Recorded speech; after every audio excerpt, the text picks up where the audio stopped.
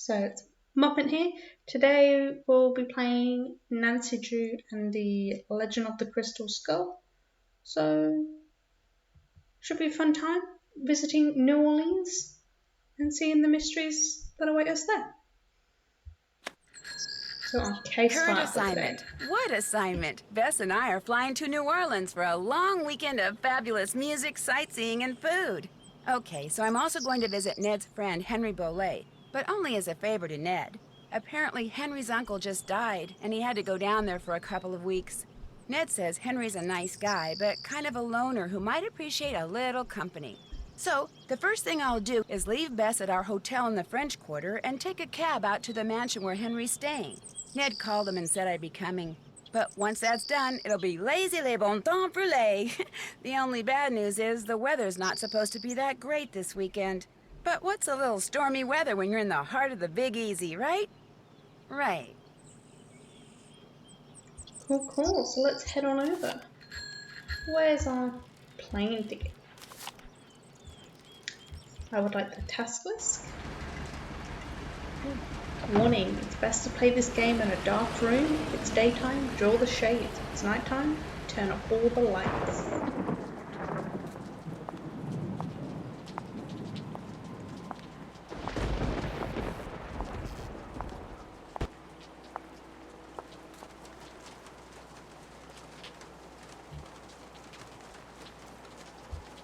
Ooh, let's head inside the spooky house. Hello? Anybody here? Got some footprints.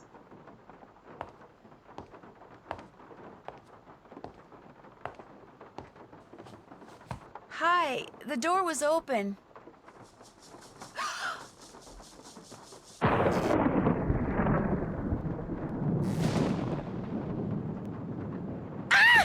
Oh Lord.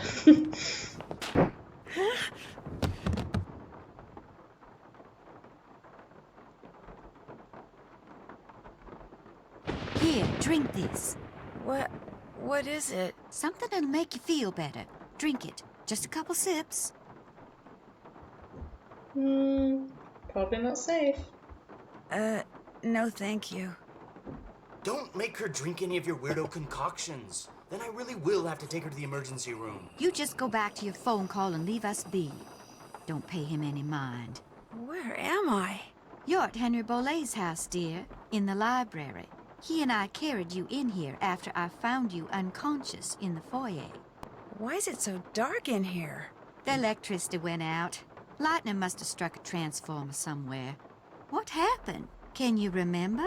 Well, the front door was open, so I walked in, and then I saw I saw a skeleton.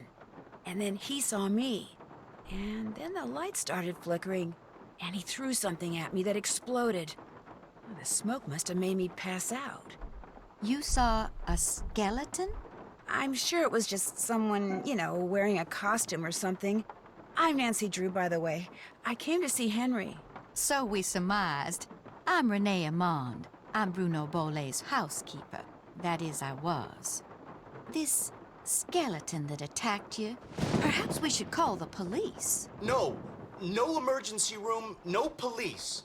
Things are complicated enough as it is. Henry's feeling a mite overwhelmed. Well, you are looking much better, so I'm gonna get back to my plant potting. You need anything? I'll be outside in the garden.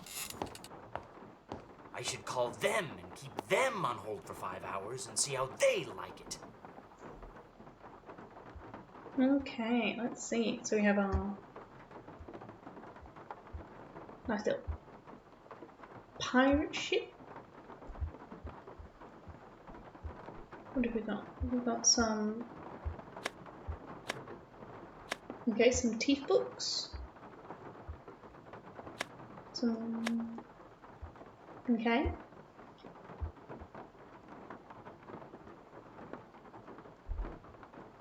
Nothing in this corner. We have one doorway. Got some trophies. Miniature Modelers of America, first place.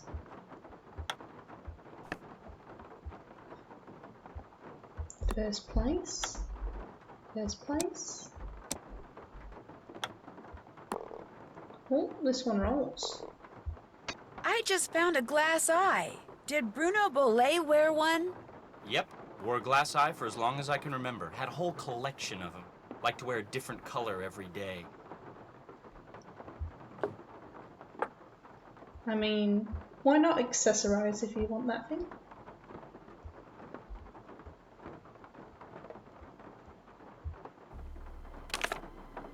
Bridges to nowhere, camel in the needle's eye, cat's eye, cavities and their prevention,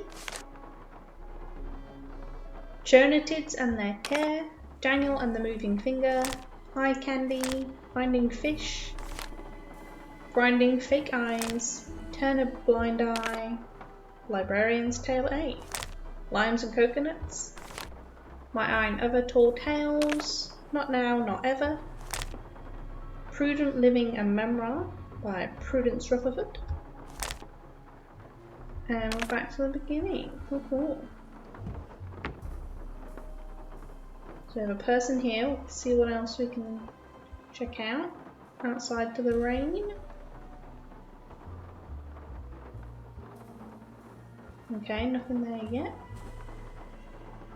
And then back to the iguana. Okay, let's see what this guy, Henry, has for us.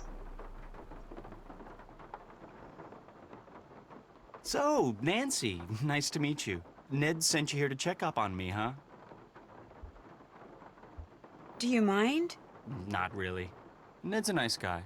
I mean, I really don't know him that well, just from school. But when I mentioned that my only living relative just died, he was all like, "Yeah? How you feeling, man? You doing okay? Wanna talk?" Of course, I guess I do come across as a little needy sometimes. I'm digging the nail varnish. Hell yeah. Were you very close to your uncle? Great uncle Bruno, and no, I wasn't. My parents died in a car crash when I was 8. Since I had no other relatives, he took me in, or should I say he shipped me out. Boarding school, summer camp, military school, college. He may have looked after me, but he never spent any time with me. I didn't know him at all. What are you doing? What are you doing, if you don't mind my asking? Great Uncle Bruno named me executor of his estate, which means I have to make sure all his bills are paid and debts taken care of so his assets can be distributed. Unfortunately, he couldn't have cared less about little things like keeping records or balancing checkbooks. Dealing with his creditors and their lawyers has been an absolute nightmare. So, thanks for stopping by, Nancy. And now you can report back to Ned that I'm fine and go enjoy New Orleans. No, I'm gonna stick around a bit. No, I can't. Not until I know who that skeleton man was and what he was doing here and why he knocked me out like that. Look, I can understand you're not wanting to call the police, but somebody should investigate. And since playing detective is kind of a hobby with me... No offense, but are you sure you didn't just pass out from the heat and humidity or something and dream that you saw the skeleton dude? It's possible, but no. I'm positive. Okay, look around all you want. But I should probably warn you, Uncle Bruno was into exotic pets. Didn't believe in cages, so he gave him the run of the place. And just because he's dead doesn't mean they are. So if you're gonna go poking around, be careful. Okay, before we go out into the rain, let's check out the rest of the house. Oh, we can go both ways. Got a clock. Okay.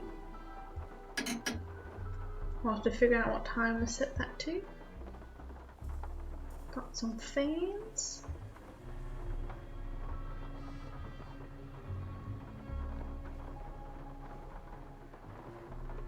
Okay, we'll start in the corner.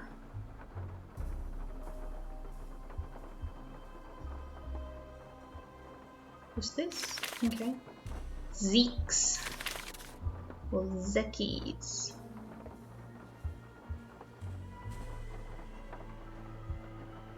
not sitting on the ground. Or crow. Okay.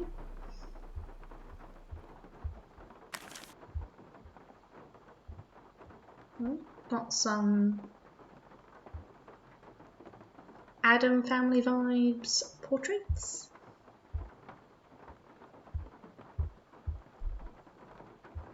We got a diorama.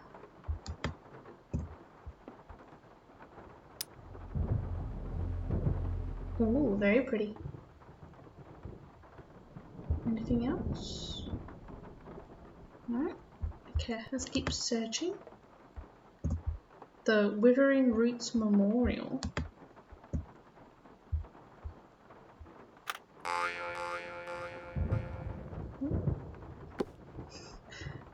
A dog bone. Okay. Seeping Meadow. Oh.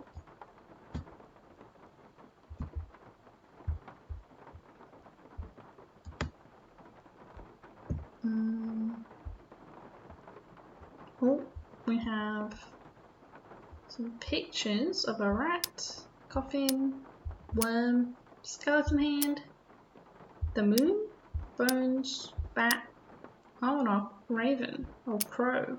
Okay. So we'll have to find 3 more. Sorrow Park. Oh. A little wobbly tree. Slumber Gardens.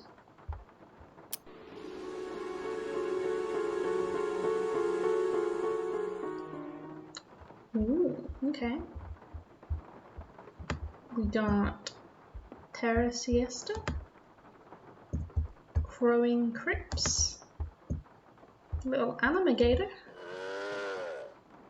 Yeah. Okay. We have 40 Winks Mausoleum. Ooh. Oh, mid noise. Oh, we have another eyeball. Okay. Okay, so that's everywhere on our little diorama. Okay.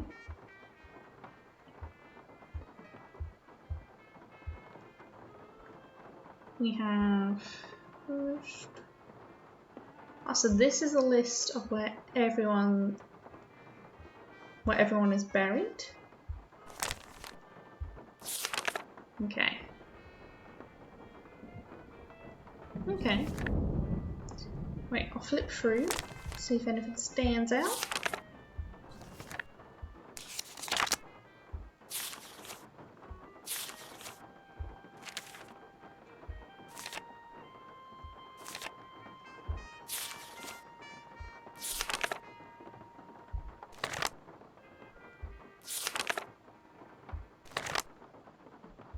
Okay, so it's like up to page 91. Okay, I don't see any red names, so we'll leave it at that for now. Oh, what have we got? We have a marble puzzle.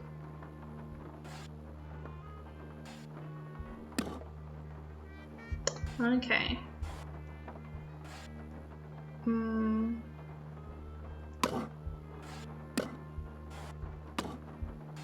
I guess I'm gonna have to block these off.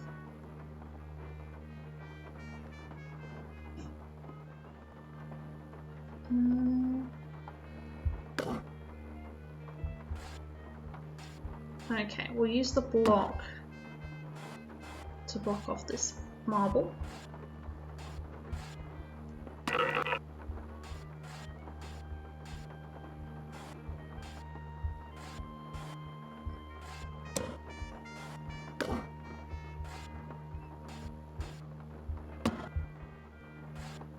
Okay, let's see how this works. Okay, so we have the back one done, and then we can use the block to stop the marble.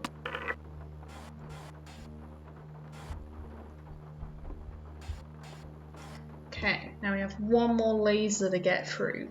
I know.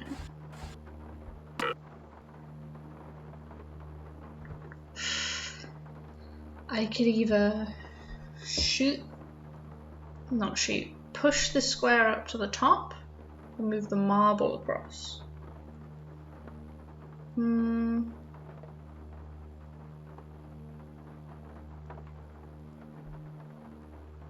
That might be the best bet. Oh, I can use my keyboard keys for this. Okay.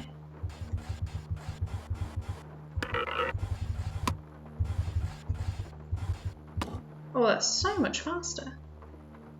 Okay, how am I gonna shoot this? Okay, I know. I'll pop this one just down here.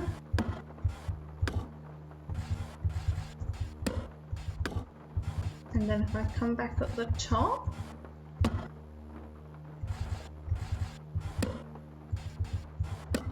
there we go. Yeah, smack it. Oh, it's got a red eyeball. Okay, so that's the end of this room. Let's back to the front. That's the front door, but I'm not leaving until I figure out what Mr. Skeleton Man was up to. Mr. Skeleton Man. Okay, let's go upstairs.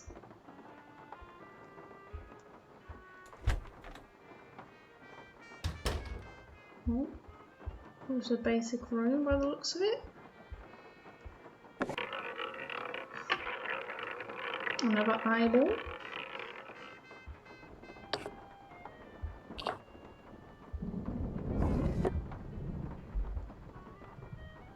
Oh, so we can look into the wall here. Okay.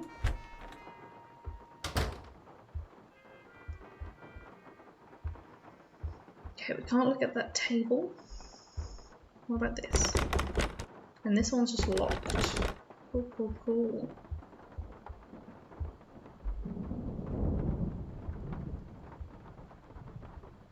Okay, let's go check in with the lady outside. Out in the rain. Nancy, welcome to my little lantern-lit corner of the world. Yeah, it's actually it's brighter out in this area than it is inside. Looks like you like to grow things.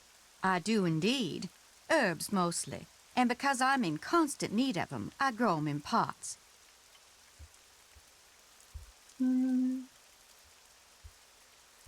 There's nothing quite like cooking with fresh herbs, that's for sure. I don't use these herbs for cooking, darling. Did you and Henry have a nice chat? Well, that was a twist. Okay. Yeah. We had a chat. We talked. Henry's a very morose, very negative young man. Very cunning, too. In fact, I'm fairly certain that he's been selling off Dr. Bolay's belongings on the sly. Yeah,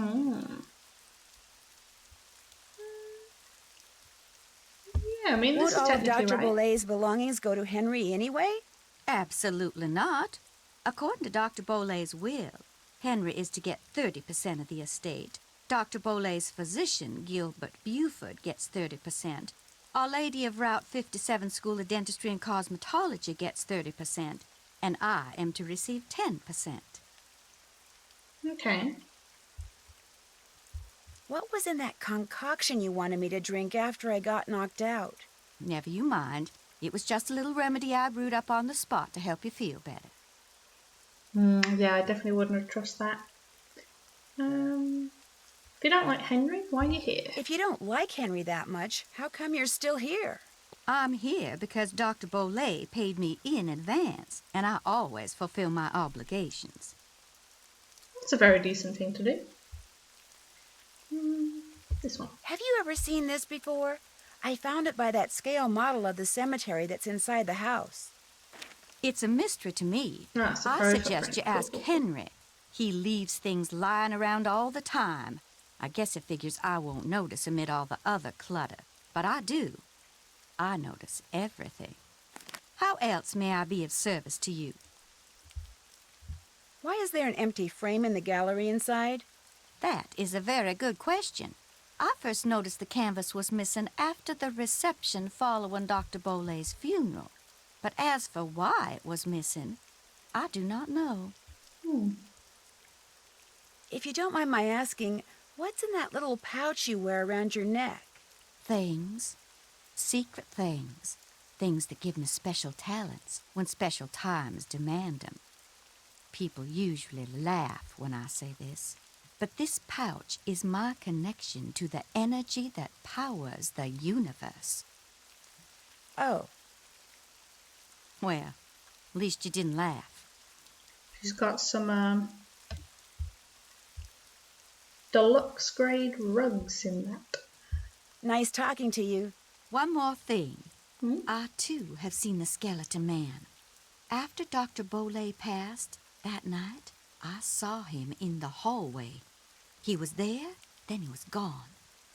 So you best be careful, Nancy Drew, because if it was Mr. Death, and I truly think it was, he's come back. At least she gets my name right. That's nice. Okay, something's red over there. Oh, a shovel with a skeleton arm. Okay. Let's explore. Got some fireflies. What's up here? Oh, I remember this. This is not fun. You're gonna hear a bunch of clicking, lads. Got a bunch of like deadly wasps.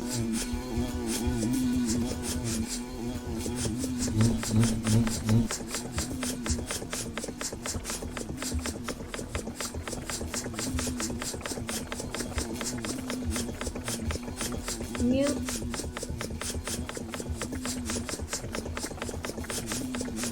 Right, spray it enough in this corner. I can drop them all there. That should keep you guys quiet for a while. What's my prize? A little lumquat. Lumquat.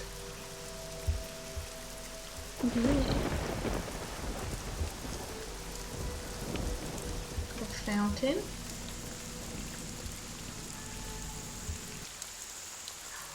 Oh, I got a big Spidey. No, thank you. But we've got a key.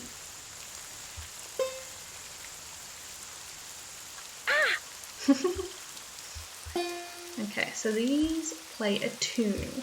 Okay. If I make a very crude drawing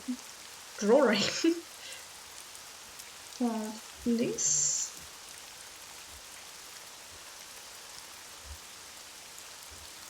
There we go, then we can label them. So we got an A, B, high C,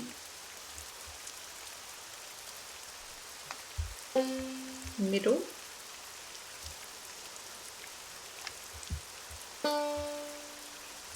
D,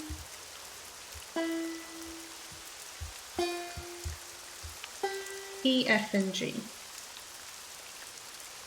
Okay, so I have to find the tune for that one. Go this way. Oh, we got some gargoyles.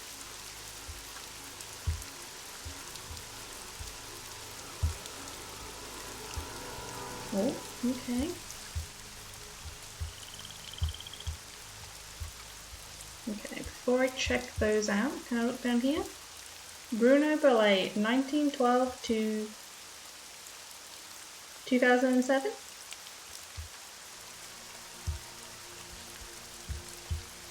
Okay, what have we got with these birds?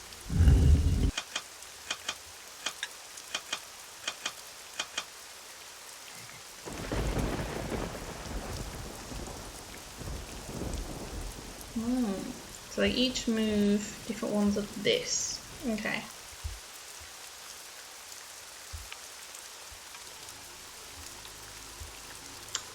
If I tap this one again,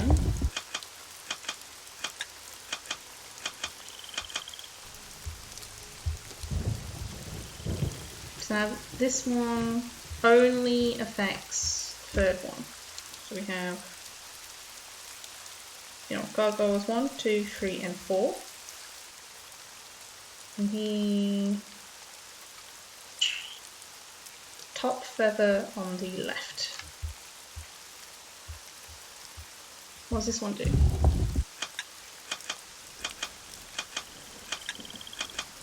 Oh, it sounds like he did 2 feathers. He did. He is so bottom left and then middle right. Okay. So I know we definitely won't have this hint for this one yet.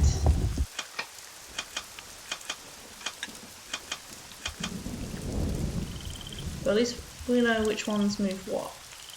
Okay, so this is the bottom left again, as well as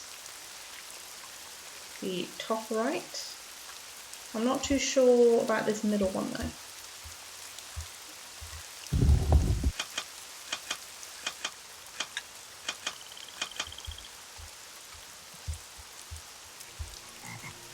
Oh, so he isn't the bottom left, but he is the top right. Okay, and then what about this bad boy?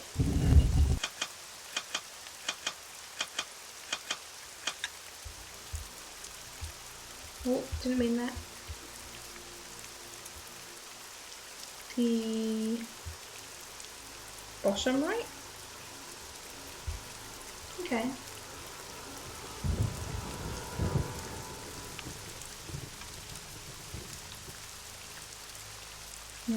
Sorry, I'm just checking. I haven't gotten one written down from the middle left, but...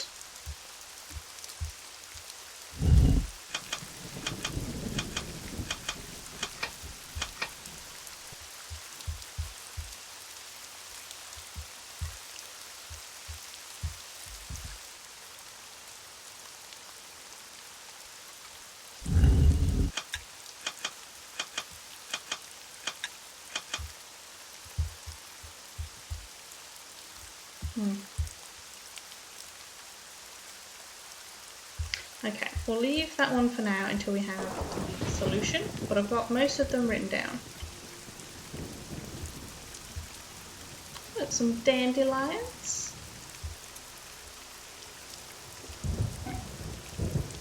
And a mushroom.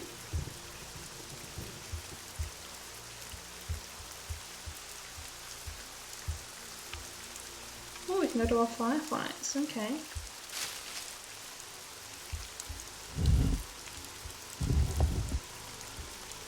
Okay, we can push in some rocks. Fireflies.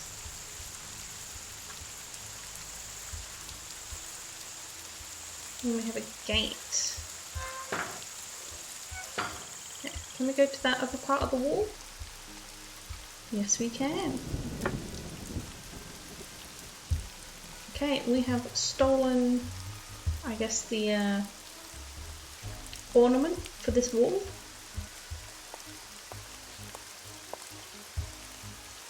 Oh, so we're in the cemetery now. Mushroom.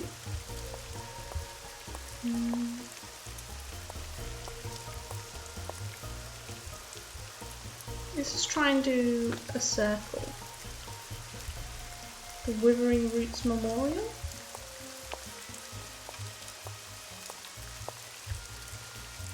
Oh, we have a mausoleum. To figure out if there's anything camouflaged in that design, I'm gonna need some paper. Okay. Okay, we got 4 of them. So I'm guessing this links to the diorama in the living room.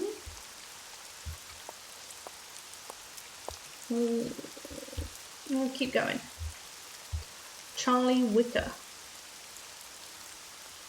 Oh, okay. We have a code here. WN ES WN WS EN EN ESW. Okay. Seeping meadow. More view overlooking the whole cemetery.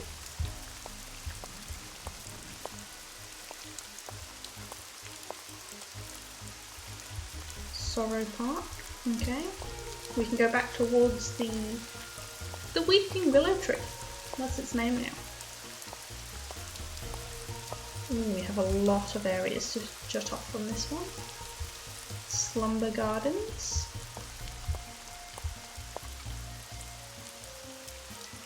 Terra Siesta.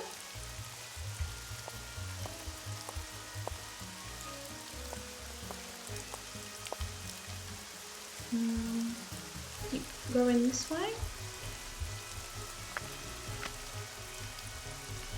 Oh, what was that noise? Do they have a boat here? Okay. And a log. Okay. I'm guessing these mushrooms will be important.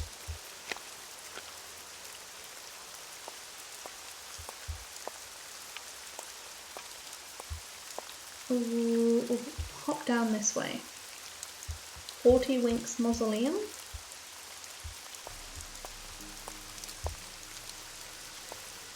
Ah, so this is back at the fountain. So let's check out the last road. Crowing Crypts. Okay. And let's just check out the tree again. Did we go this way? Yes, we did.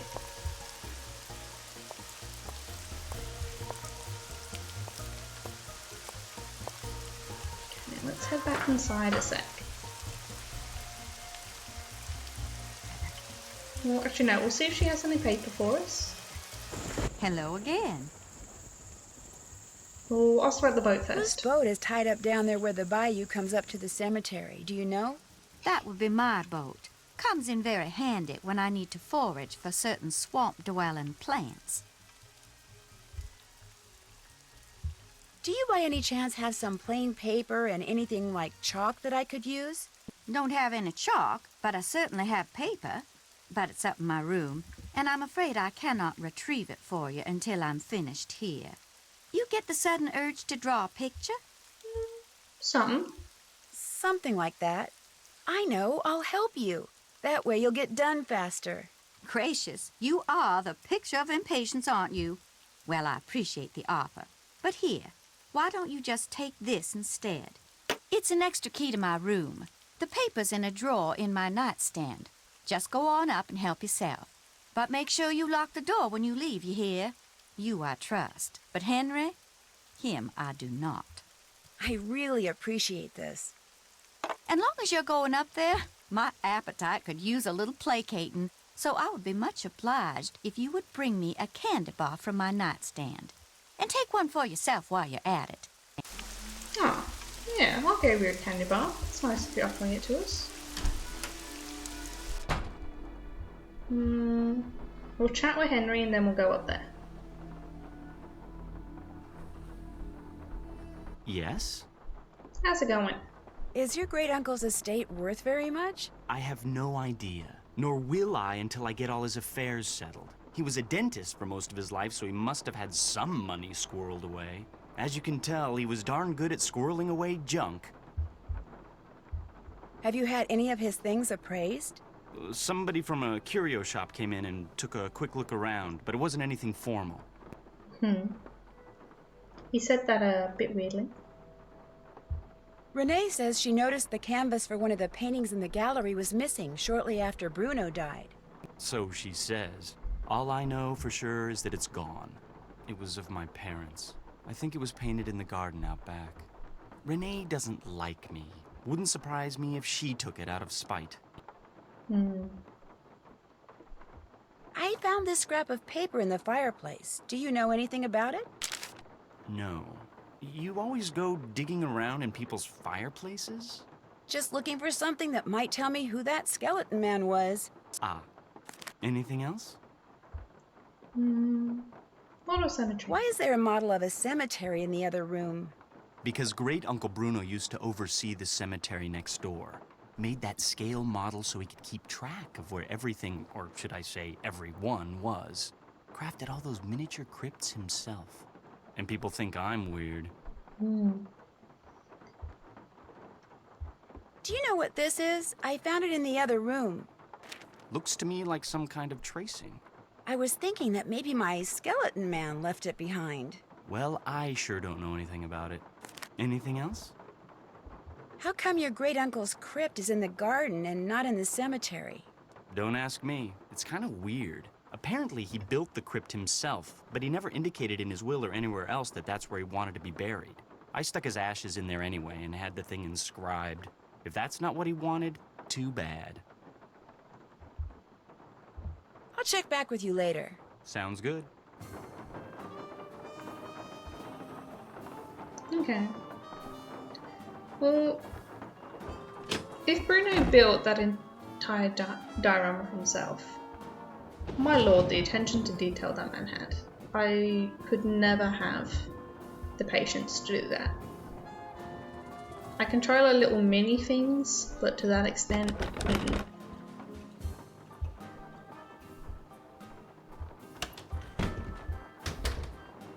Okay, so we're in her room. Let me just mark these off. All done. All done. Can't check that off yet. Can't check that off yet. I haven't done that. Still have to do that.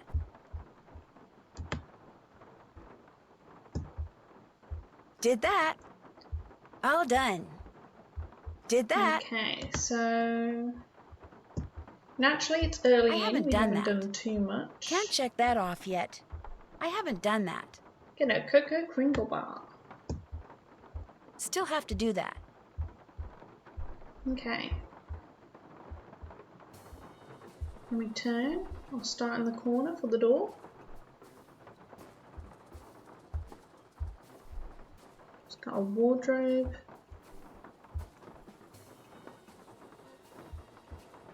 Okay, we got 4 symbols. Ah, okay, so do we have to build the symbols? Oh lord, okay, so we can only press 4. So, okay, so this one, 1, 2, 3, 4, 5. 1, 2, 3, 4, maybe 5. I'll see, yeah, I'll start in the corner. So we need the top one. These 2.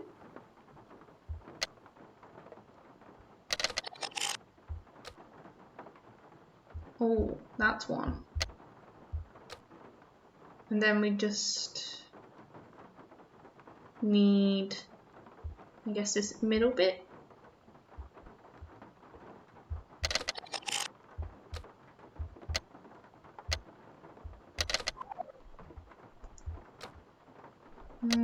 That last one was fairly close. Oh, that's what we need. This one. Oh, I hit the wrong one.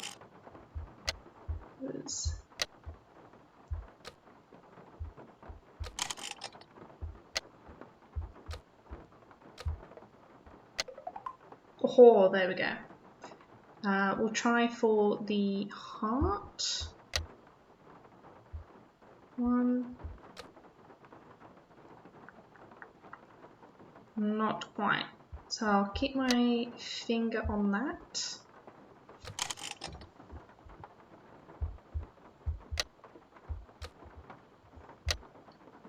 Okay, so there's the second piece that we need. Yeah, that should work. Oh, there we go. These 2 both work. 2 down. I'll go the other direction this time. Try and get that top piece. So this one works. No.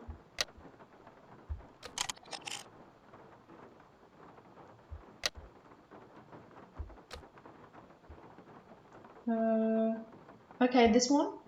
This one I mean, sorry. We'll throw that one in. Oh, and this guy. And then we just need some X's. Oh.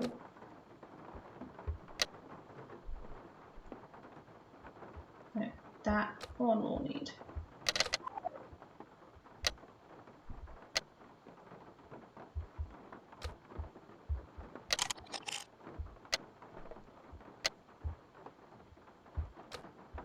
And then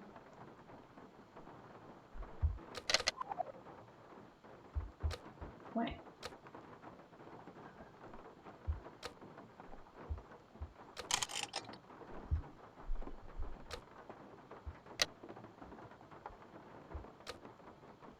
Like those work, and then we need something in the middle.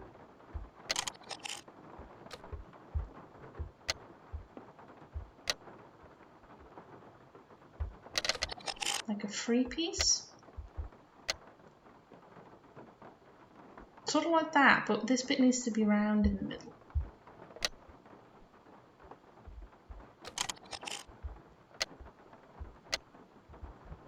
Just going through them all again. Sorry about this. Oh, that's what we need.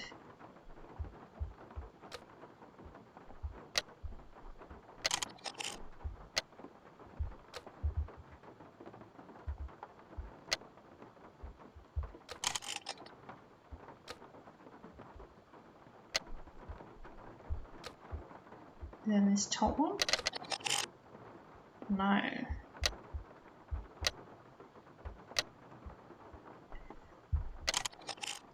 Oh, it's so hard to remember where all these pieces went.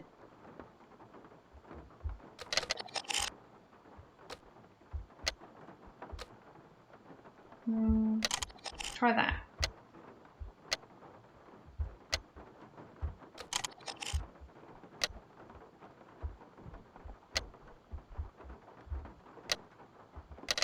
Okay. There we go, finally. And then for our last piece, we will need the two, this one and the crab claw dots in the middle. No, I don't think that would work. We'll need these ones.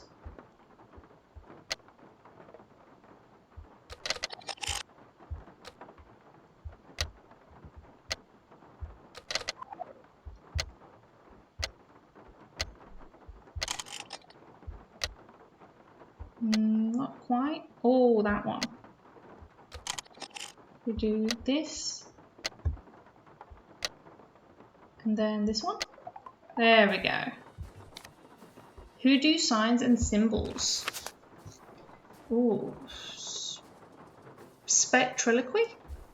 To most people, spells that are cast using words spoken aloud sound like gibberish. Repetitive, nonsensical, and annoying. But these are powerful spells indeed, so powerful that there are only two ways to negate them.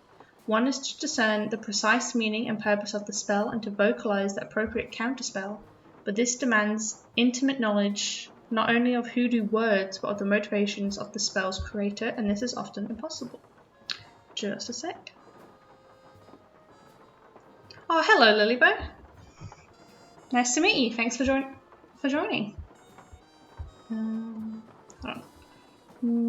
The more common method of disenchantment involves writing the symbolic equivalent of a spell on an object placed between the originator of the spell and its recipient. A practice known as spectraliquy. Once a spell is broken down into individual sounds, each sound is translated into a letter from the spectral alphabet and then drawn left to right on a fence, wall, window, etc. Okay. Oh, Lilybo, you're just catching up on some household chores? Nice. Good way to spend your day. You just waking up or is it your evening?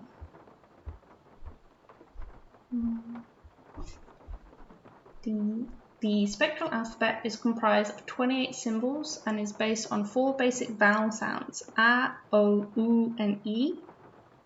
Almost all Hoodoo words can be represented by modifying these 4 basic symbols. Okay, I won't be reading all those out, but okay. I will be taking a lovely little screenshot though. Don't know what makes it lovely, but there you go.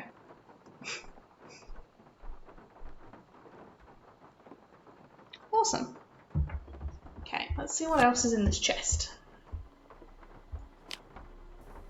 9:47 a.m. for you, Ladybug. Ah, well, good morning.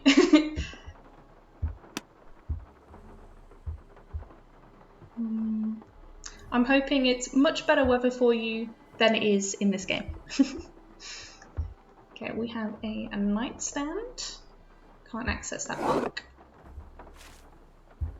There you go, some paper. For me, it is 10:48 p.m. So it's just dark outside for me.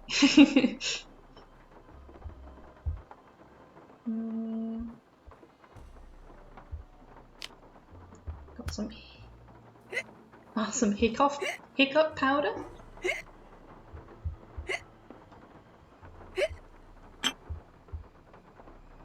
You have some powder, or with me, I could just drink water too fast, and there we go. Automatic hiccups.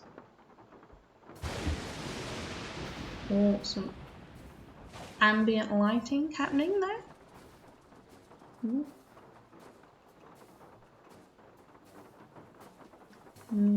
Okay, so this was definitely from the images I just screenshotted. If you give me 2 seconds. So this triangle with the line in it is ba. Then we have a little, I'm going to say just like a swirl triangle. That one is za. A partial peace sign. Lu. A triangle with a dot in the middle is pa. Square within a part of the square is D. Circle with a mustache, I'm going to say Mu.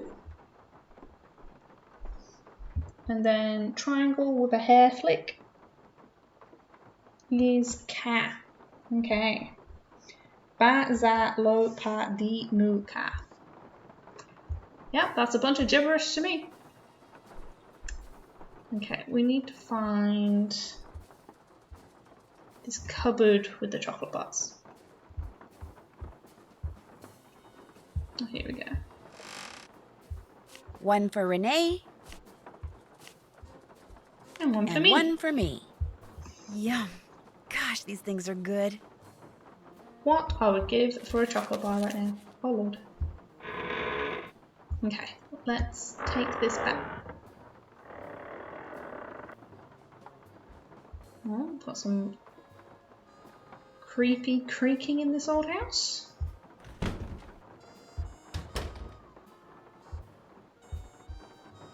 Okay, turn around.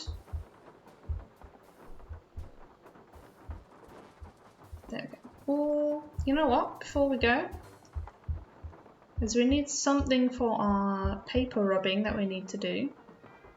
Can we get any charcoal out of this? There we go.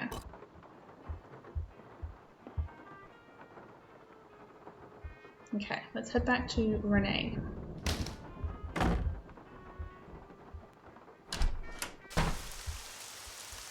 You bring me that Cocoa Kringle bar like I asked? Hell yeah. Right here. Bless you. I'm so hungry I could devour these plants I'm potting up, dirt and all. How else may I be of service to you?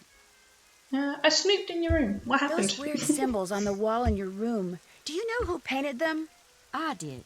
Fact of the matter is, there's a spirit living in that wall. A spirit? Got a voice that'd send shivers down the spine of Dracula himself. Used to hear it sometimes, in the dead of night, half talking, half whispering, saying this one word I never heard before. like it was from a language no one on earth spoke. And suddenly, I knew. The spirit was trying to cast a spell on me. So I got me a book and found out that by painting the word I heard on the wall, syllable by syllable, in hoodoo signs, I could counteract the word's power. And you know what? The spirit has not spoken that word or any other since.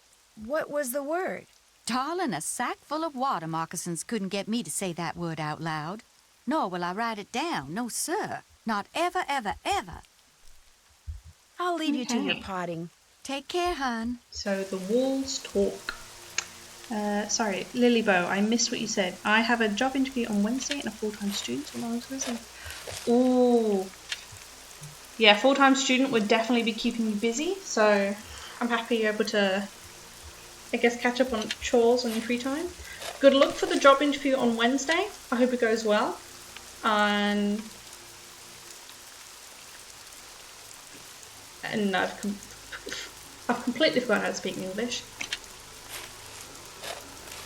Yeah, I hope it goes well. I hope it's great, and I hope you get the job, because new jobs are cool. New jobs are fun. They're a good way to spread your wings. And now I'm talking like me mother, so that's fun.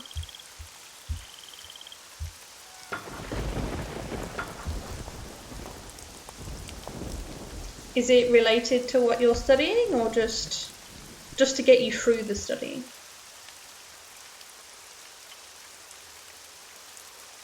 Yeah, full-time work, full-time student, and a mom of 2 cats. Oh, your kitties, yes. But no, they'd be the fun part of your day, just hanging out with your cats. I'm jealous of you and your cats. But I'm sure they are a great help when it comes to student work by sitting on your laptop, no doubt.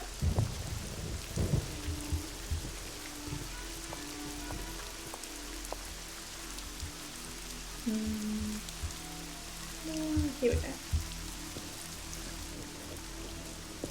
Oh, we have a 1. Lilybo, something to get me through the studying, but it's full-time and benefits. I'm 29, I need benefits. Yeah, benefits are definitely a plus side to any job that you start with, so yeah, definitely go for that one. Do your best and good luck. I hope you get it. I hope you get it? Okay. I hope you get it. Sorry, I'm apparently slurring my words today.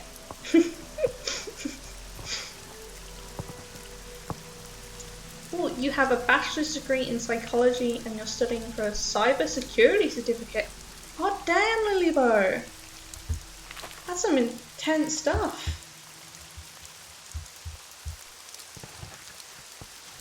Are you enjoying it so far? Or are you Irish? No, I have a weird accent as I'm originally from the UK, but I was raised in Australia for a bit longer, so I like to blur my accent, essentially. And then I'm still nervous with the streaming, so I put on full faces. Funny voices. I love it. Oh, thank you so much, Lilybo. That's really sweet. Thank you. Yeah, I'm still in the nervous stage of getting used to talking. How long have you been? Oh no, I have my bachelor's degree. Oh, so you have your degree already. How long have you been studying for the cybersecurity certificate?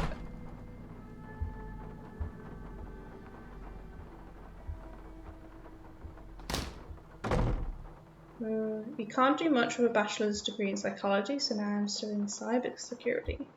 Oh, that's fair enough. You'll be able to get fair bits and pieces with that. And then, of course, with the fact that you have a degree, it shows that you obviously have, like,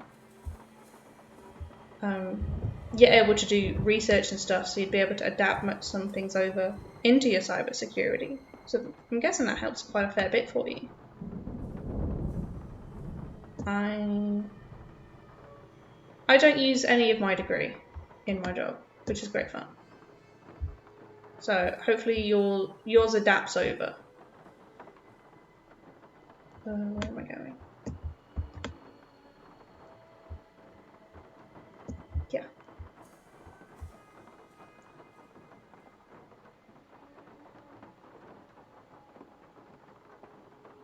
Oh, the love it statement was for my study? Oh, okay, now I'm just going to be very embarrassed, but that's good. I'm very happy that you're enjoying what you're studying. Yeah, I'm pretty sure you probably enjoy the fact that while you're studying it, you like it, because if you were doing it and you weren't too into it, I guess be a bit of a drag for you, but it's good that you love it. Thanks.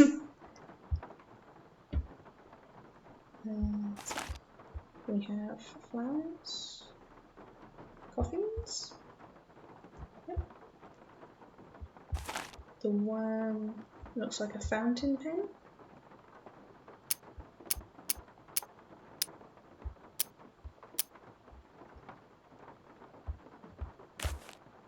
Bones for the sakura flowers. Then the last one is our raven or crow.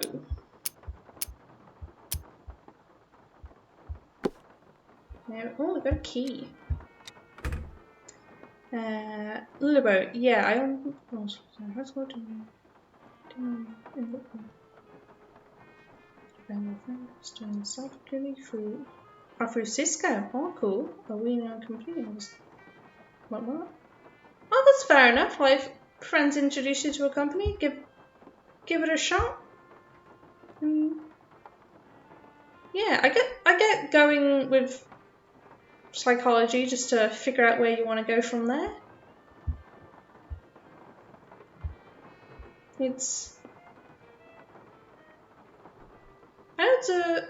I'd say a good stepping off point, either if you want to get into psychology or if you just want to get an introduction to, I guess, is it a science field or a humanities field?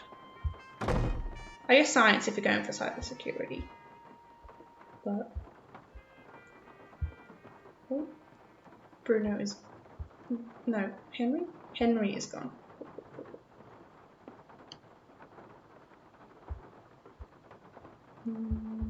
Okay, I'm gonna go back to the mausoleum just a sec.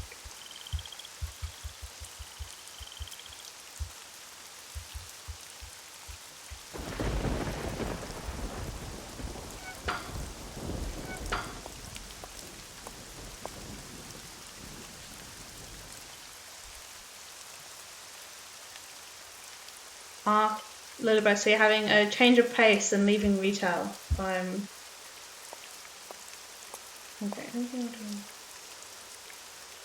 You'd love to use your degree to be a professor at college? Oh, that would be quite an interesting role. I'm guessing to teach in psychology? But oh, that would be a fun time.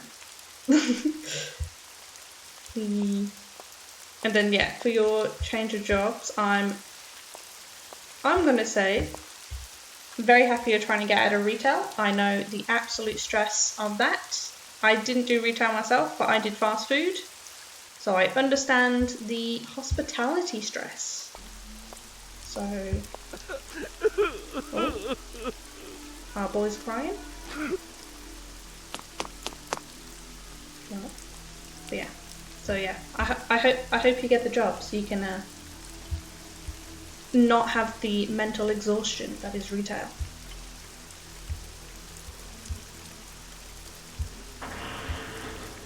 Okay, so we're in a creepy old crypt. We have Claude Bowley. Oh. Marianne. Fifi. And Marcel. This must be the painting that goes in that empty frame. Ah, so this is Henry's parents. They've got a little umbrella for all the rain we have.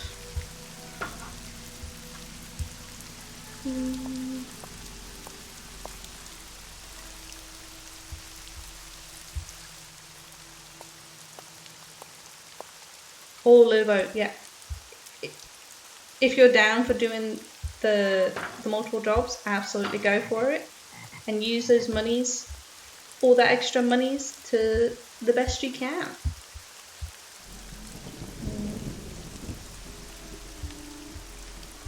And of course, with the monies, faster way to pay off student debts. I know that is hell. Hell that just sticks with you until you're in like your 70s at this day and age.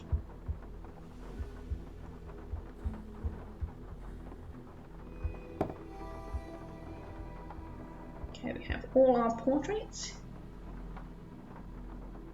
Lilliboo, you get paid more than I do, World. Oh, most definitely, yes. So, yeah, definitely if you can break out into that with your certificate, or you'll be set.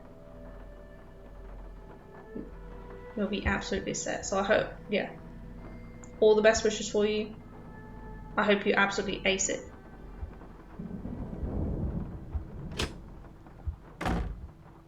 Then you can just relish in it. Yes? I'll stop bugging you now. Sounds good. Did that. Did that. Did that. Yeah, we've got the key to Did that.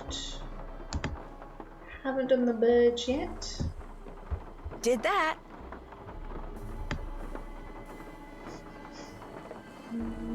Tracy? Did that.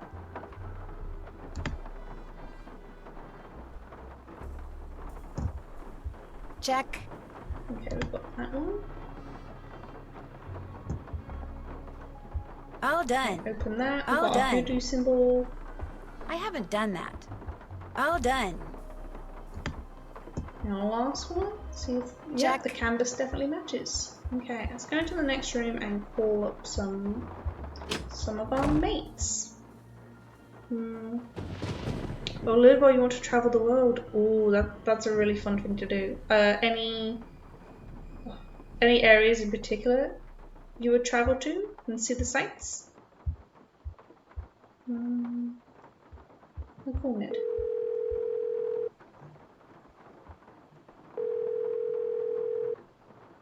Hello, Nancy? Hey, Ned. It's about time you called. Did you make it to New Orleans okay? Yep. Have you seen Henry? Oh, yeah. I'm not sure I like the way you said that. Is he okay? He's fine. Well, he's the executor of his great-uncle Bruno's estate, which he's not real happy about. But he and his great-uncle weren't that close, so he's not grief-stricken or anything. Well then, are you okay? Other than being attacked on my way into Henry's house by a skeleton wearing a red ascot and getting knocked out by the smoke bomb he threw at me, I'm fine too. What? Let's just say that I've stumbled onto a mystery, and I'm not leaving till I solve it. Why am I not surprised? Is Bess with you? No, I told her I'd meet her back at the hotel. So tell me about this skeleton man. Well, He's it a was man someone that in a looks like a costume, skeleton. obviously. He or she was leaning over something in the great room when I walked in and surprised them. So they threw a smoke bomb at you and ran? Yeah, I must have interrupted whatever they were doing. What were they leaning over? A scale model of the cemetery next door. Henry says his Oh, great-uncle Bruno Lubo, made thank it you so he much could keep track of who was for the buried following. there. That's really Apparently, sweet, Bruno thank used to you. oversee the cemetery. And right near the scale model, I found a tracing of some kind of symbol. I dropped my pen, I'm I'm sorry. thinking maybe Skeleton Man dropped it. Why would Skeleton Man be interested in the scale model of a cemetery? Good question. Maybe I'll take a real good look around in there and see if I can find out. Good idea. Okay. Sorry, and I missed your message. I would love to live in London and Europe. Oh, Europe would be an amazing place to go travel around.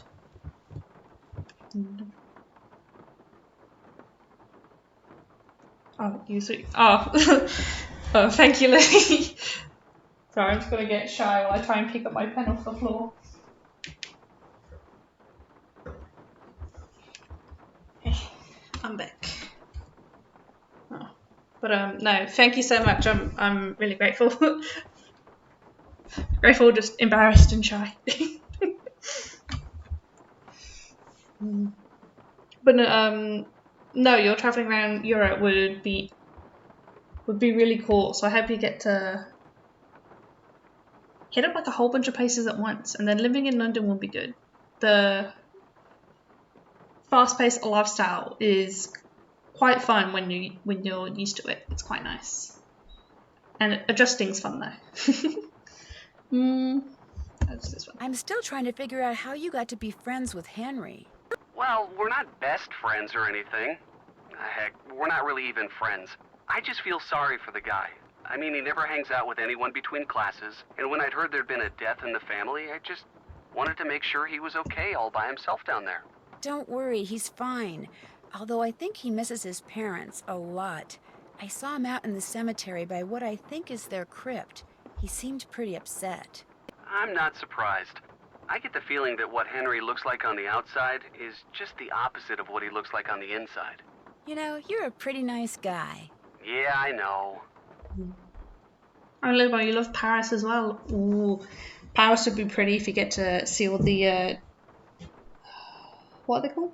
All the changing seasons. That'd be really nice to check it out while it at the different points. Renee. Bruno Bolet's housekeeper, Renee, is still here, despite the fact that she and Henry don't really get along that well. Why do you think she's staying on? She says it's because Bruno paid her in advance. But you don't believe her. 10% of Bruno's estate is supposed to go to her, only she thinks Henry's been selling off Bruno's assets on the sly. So it wouldn't surprise me if she's staying on so she can keep tabs on him. How much of Bruno's estate is Henry supposed to get? 30%. That's a pretty healthy chunk. He wouldn't be selling stuff on the sly. This Renee person sounds kind of paranoid. What this Renee person is freaky. In what way? She wanted me to drink some strange-looking concoction after I passed out from the smoke bomb, but she refused to tell me what was in it. And she wears this weird little pouch around her neck. Says what's inside it connects her to the energy that powers the universe.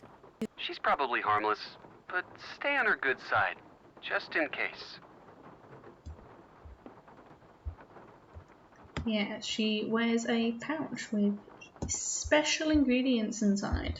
That's it for now. Great hearing from you. Keep it up. I will. Talk to you soon. You'd better. Bye. Okay, let's check in with Bess and see what she's got for us.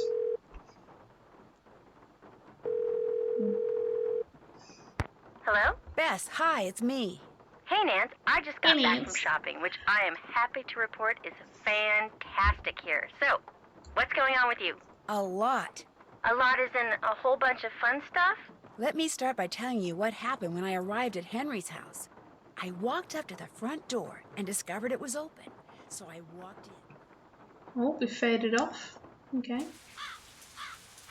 You were knocked out by a skeleton wearing a red ascot? Someone dressed as a skeleton wearing a red ascot. Although the housekeeper here thinks it okay, really so was a transition to skeleton, Bess now. Mr. Death. But then, she's a little strange. You think it was a burglar? I'm not sure. I caught him or her sneaking around this scale model of a cemetery. And later, I found a tracing of something right by it. So if I could just figure out what it's a tracing of, and what, if anything, it has to do with that model cemetery, I might be able to figure out who Skeleton Man is. I know that tone of voice. You're not leaving there until you've done just that, are you? Oh, I also found some kind of receipt in the fireplace that may or may not be a clue. What's it a receipt for? That's what I need to find out. See, it's half burned up. All I can read is the receipt number and the name of the place it's from. Zeke's. Zeke's? You gotta be kidding me.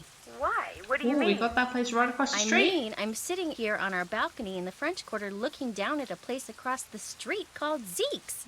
That's great. So go over there and ask whoever's behind the counter what receipt number 21-3872 is for. Can do. Wait. Yes, we'll have Best Snoop. You want me to snoop? I wouldn't call it snooping. Forget it. Not gonna do it. Bess, I'm not good at that sneaking around stuff, Nancy. I get nervous, my tongue gets all knotted up, my palms sweat, to say nothing of my armpits. Bess, receipt number 21-3872. Just go in and ask what it's for. No big deal. Maybe not for you. Bess, you can do it. This is not gonna end well, I just know it. Okay, I'll call you as soon as it's over. I'll be waiting. Let's go inside.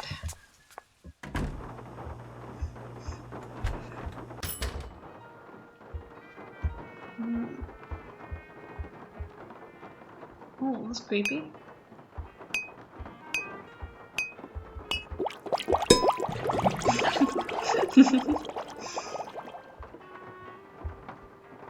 Okay, we have a statue and a diving helmet. Oh, we have some more powders.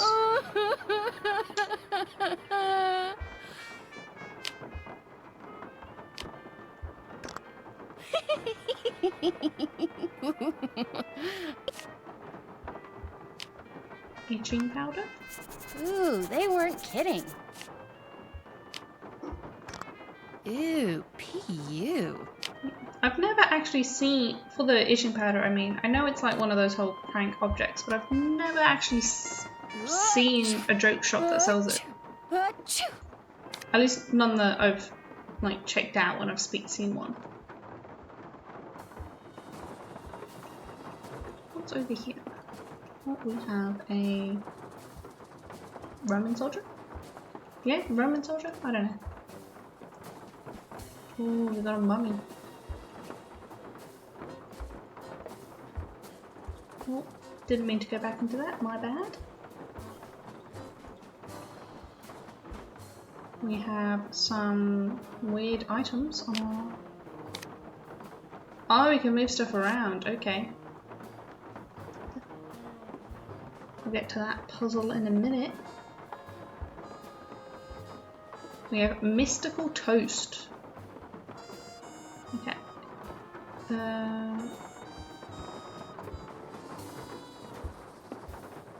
Can we turn? Oh, here we go. Here's the Hey, owner. doing a little end of the day shopping, huh? See something you like? Everything. Oh, wait. I didn't I click like it. everything. That's what I want to hear. I'm Lamont. This is my place. So if you got any questions, I'm the guy to ask. Actually, I do have a question. This friend of mine found the number of a receipt that came from this shop, and she asked me to ask you what the receipt is for. But if you're really busy, or you'd rather not, or it's against the rules... Real No creepy problem. how he just What's the doesn't number? blink. 21-3872. 21-3872. Here we go. Oh, he doesn't That use ticket little was for a cutscenes. large box That's of creepy. assorted unknown items I bought from Henry Bolay. And, that's all I can tell you. That's fine. Assorted unknown items? It's a box with a bunch of different things in it, kind of like a grab bag. Look, I just don't want to make trouble for anyone, okay? Where is it? Have you Where's the sold box it? now? It's still in the back room. I haven't had a chance to really go through it yet. Hey, is there something else I can help you with? Beads, hula dolls, old books. Got great deals on all of them. Oh, I'll take the old books maybe. Oh, you're back, Philo. Welcome back. You're switching your clothes over? Ah. Yeah, that usually takes me a good like a whole day.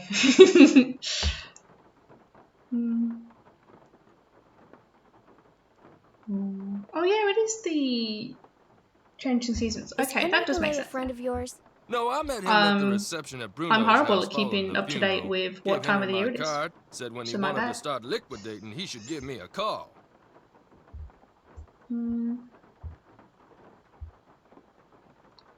So up and down the attic stairs go. You have stairs into your attic? Oh, that's so cool. Hey. Was Bruno a friend of yours? Way I hear it, Bruno Bolay didn't have any friends. Wait. But I wish he had been my friend. I mean, Like, that are the house of stairs his is actually filled attached with junk. He kept to your attic, everything. like a For pull-down someone in chain, my or like a business, the whole way place that is goes up there? knick-knack heaven. I'm very curious. I've only ever had like a hatch in my roof. They have to like shove a ladder up there whenever you go up and down it. You live in an old house? Ooh. Okay, I find you immensely like cool as hell right now, Lilyboy. Seeing as this place is called Zeke's, and it's your place, shouldn't your name be Zeke? Guy I bought this place from wouldn't sell it to me unless I swore I wouldn't change the name. So I didn't. Funny thing was, his name wasn't Zeke either. So your closet is upstairs. Ah, cool. Yeah, my only experience with like stairs into attic is purely from like movies. So I think they're super cool. What's up with all those bottles of weird stuff over there? Hoodoo's something some of the more And then- superstitious people around here practice. They think if you mix Yeah, I don't certain have an attic herbs for and this roots place. a I have certain way a- and drink them, or carry special objects around in People little living mojo upstairs. bags, So it can give if you I tried growing up through the supernatural ceiling, I edge would your be daily in. life. I'm guessing in their living room, so that'd be a bit awkward.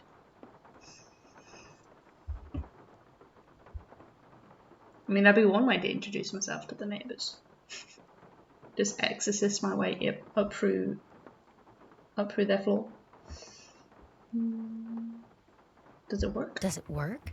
All I can tell you is, the stuff I got in here sells like hotcakes. Somebody thinks it works, so hey, who knows? I think I'll look around some more. Enjoy. Okay. So we're gonna have to find a way to snoop through his stuff. I can check that off. Come up with a way to distract him.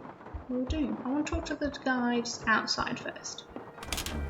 Excuse me, but you said the room is known as the library. Oh, hell yeah. I have no storage, I have a trunk upstairs and one rack to hang my dressings. Oh, cool. So that's why you cross it upstairs. Oh, yeah, that makes sense. Okay, I can't talk to this gentleman, but we have a food truck. Hey, what'll it be? Ooh, we can get gumbo. Let's go with the crawfish. Ah, then. Ooh. I'm gonna buy every single food item. Tasty. The jambalaya. There you go. Oh, it's like a rice dish. Oh, we have hot sauce. Oh, hell yeah. Hot, but yummy. A bowl of gumbo, please. Ah, then. Granny's gumbo. That was yummy.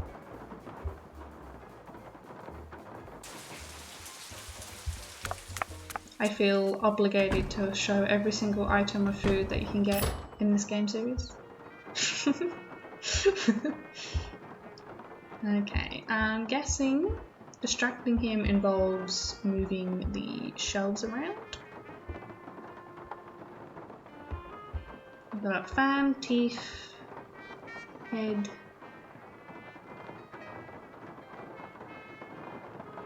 I want to call Easter egg. Oh yes, please, Lilybow. What do I do? Or order all the food or hot sauce with best, and then you will see something cool. Okay. Thank you for this tip. We're gonna get this Easter egg. Can I help you? Yes, I need spicy food. A bowl of gumbo, please. There you go.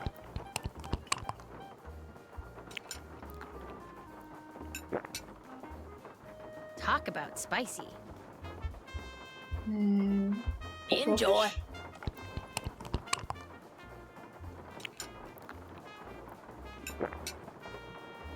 Hot, but yummy.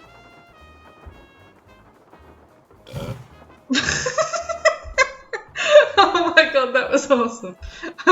thank you for telling me that. Oh, she put fire like a dragon. Oh. Hell yeah. If only spicy food really did that when you ate it.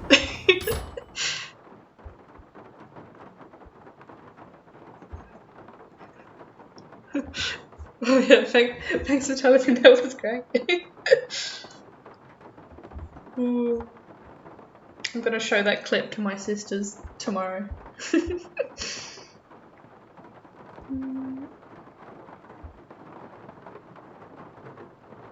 It just makes you thirsty. Ooh. Yeah, spicy food would make you thirsty. Or do you mean seeing the just the fires just bursting out of Bess's mouth?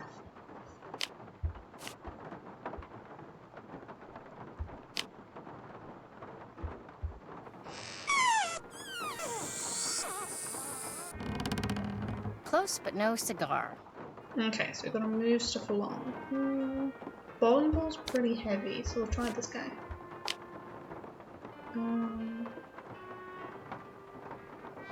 Knock some balls over. Some books over, excuse me. Put the fan by the outlet.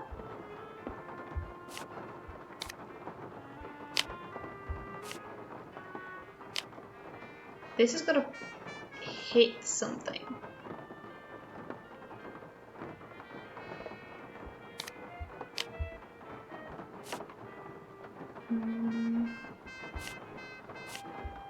Hold on, what does that do if we keep it at that for now? Just shuffling those around. I'm getting there. Okay, so that's a no. The bowling ball, maybe? Or maybe here?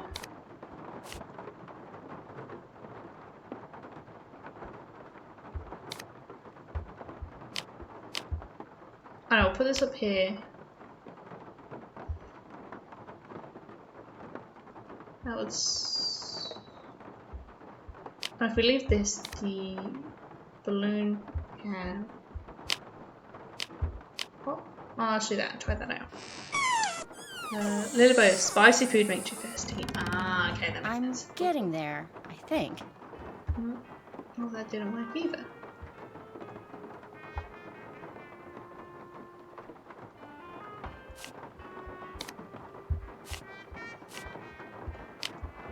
Okay, let me give that a shot.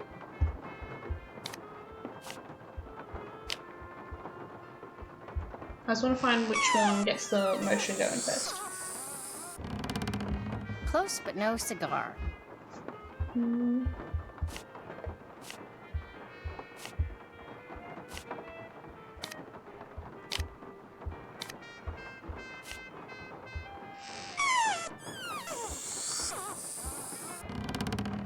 That doesn't quite cut it. Okay, so it'd be the teeth. Cool, cool. Teeth would go along. Knock these books over.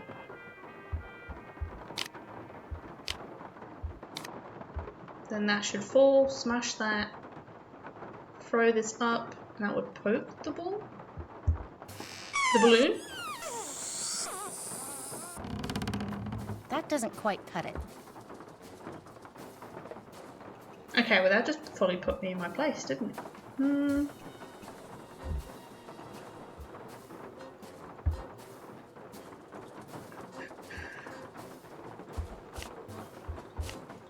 Maybe that will knock it?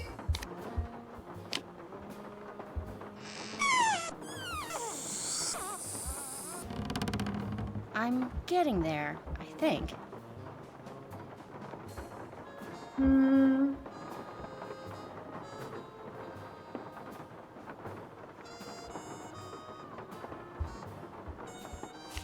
Hold on, let me try the teeth.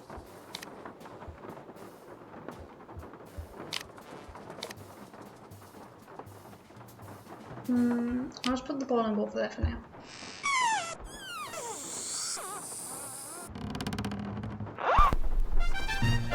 I'm getting there, I think. Oh, okay, so we got that going. That might make the hula girl do a shimmy. Maybe the dress can knock something over. With the books. Or this could be the bowling ball. So I'm just going to do some trial and error just so I can grab this one.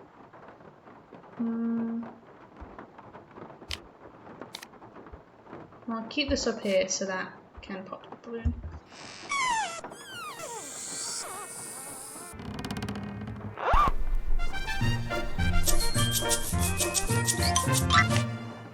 Well, I've got the right so idea. it's not the bowling ball.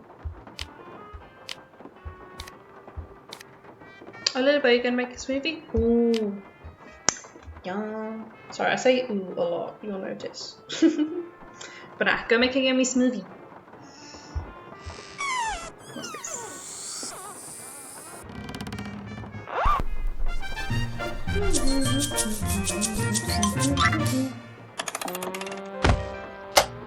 Oh, we done it? Well, I got the right idea. Okay. Oh, you know what? We'll stick.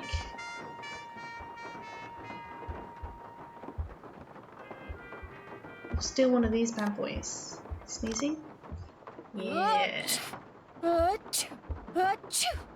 This might come in handy. Cool, cool, cool. Oh, too many. Okay, we'll throw this up there.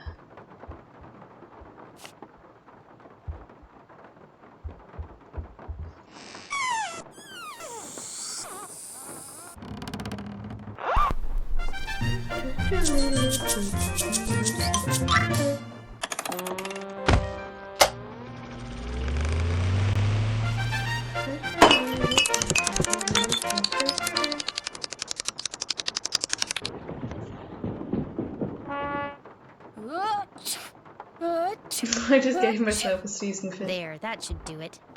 Lamont, could you help me? Here we go. Sure, what do you need? I can't quite reach that bottle up there. Could you get it for me? Sure.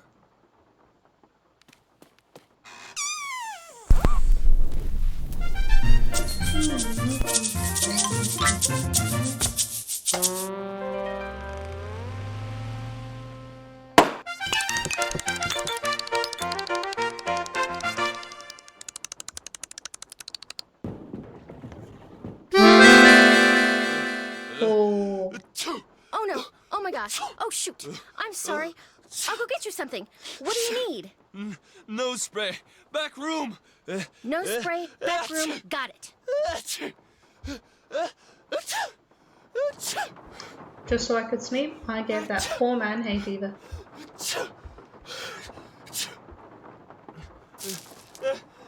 Okay, in case there's a time limit. Okay.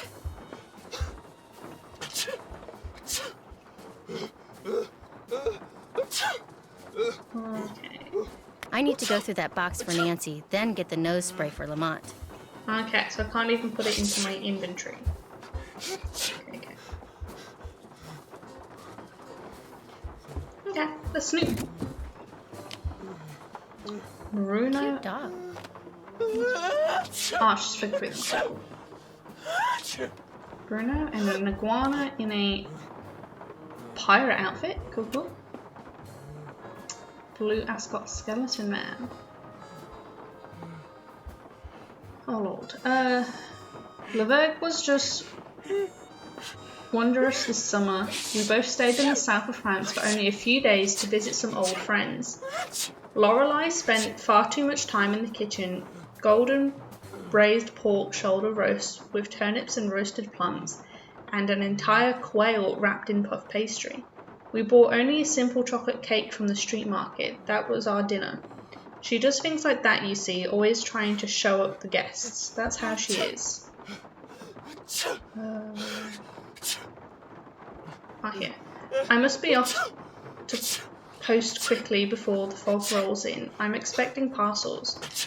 We hope that all is well. Please keep in touch. Most cordially, Amelinda. We got Hamlet 1-3-32, 8-3-6, 8-14, 4, and then 1-12-X. Some of these don't exist apparently.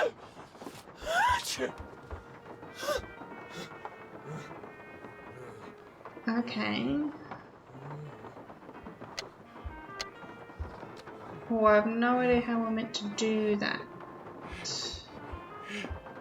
Done. Done. Can't check that off yet. Is it a code in here? What would it be?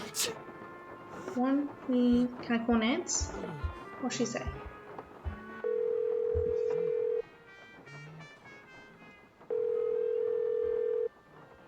Hello? I found out that receipt is for a box of stuff that Lamont, that's the guy who owns Zeke's, bought from Henry Bollet. No kidding. What kind of stuff did Henry sell him? Well, the box is in the back room, and it contains assorted unknown items, and that's all Lamont would tell me. Said something about not wanting to get anyone in trouble. But you'll be happy to know that I have snuck into said back room and can tell you exactly what's in the box. Excellent. Let's hear it. Okay, I found a really old photo of a boy and a dog, and there was a photo of an iguana dressed up like a pirate. What? You heard me, and there's a costume in the box of a skeleton man. Really? Thought you'd like that. There's also a box that's locked by some kind of letter combination and that has 2 pieces of paper stuck to it. On the first piece is a bunch of goofy stuff written by someone named Amelinda, and on the second is a bunch of numerical references to passages from Hamlet, some of which don't even exist according to a note that I think Lamont made. Did you unlock the box? No, I have no idea how. Well, maybe there's something on those 2 pieces of paper that'll tell you. I'm not gonna open the box. Yes, you are. You have to. There could be something really important inside. Because of me, Lamont's out there having a sneezing conniption. I need to get him some nose spray before he breaks some part of his body I didn't even know he had. Bess, please. We've got to be thorough. And you've come too far to give up now. You can do it. I know you can. Oh, all right. Awesome. Maybe I can help you. Yeah. What have you got for us? If you've got any suggestions, I sure wouldn't mind hearing them. Okay. My guess is that some kind of code is involved. You said that there are numerical references on the second page? Yeah, to passages from Hamlet. Maybe all that matters is the individual numbers and what order they're in. Try applying the numbers to what Amelinda wrote. Like, if the first number's 3, write down what the third letter is. And if the second number's 5, I count 5 letters from there and write it down. Okay, I can do this. I won't call you again until after I've opened it. Okay. I'll double check what I've written down. 1, 3, 32, 8, 3, 6, 1, 4, 21. Thanks. Cool, cool, cool. And oh, Lobo, welcome back. Oh, and you made a strawberry banana smoothie. Oh, yummo. Hell yeah. Wait, hold on. The first one is L, then 3. 1, 2, 3. LE. 32. 1, 2, 3, 4.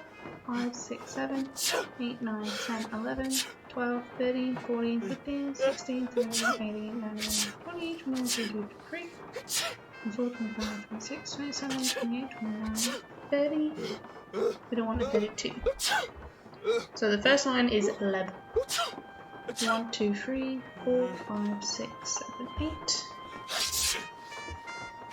1, 2, 3. It's N. 1, 2, 3, 4, 5, 6 is U. Then 8. 1, 2, 3, 4. 5, 6, 7, 8 is an N. 14.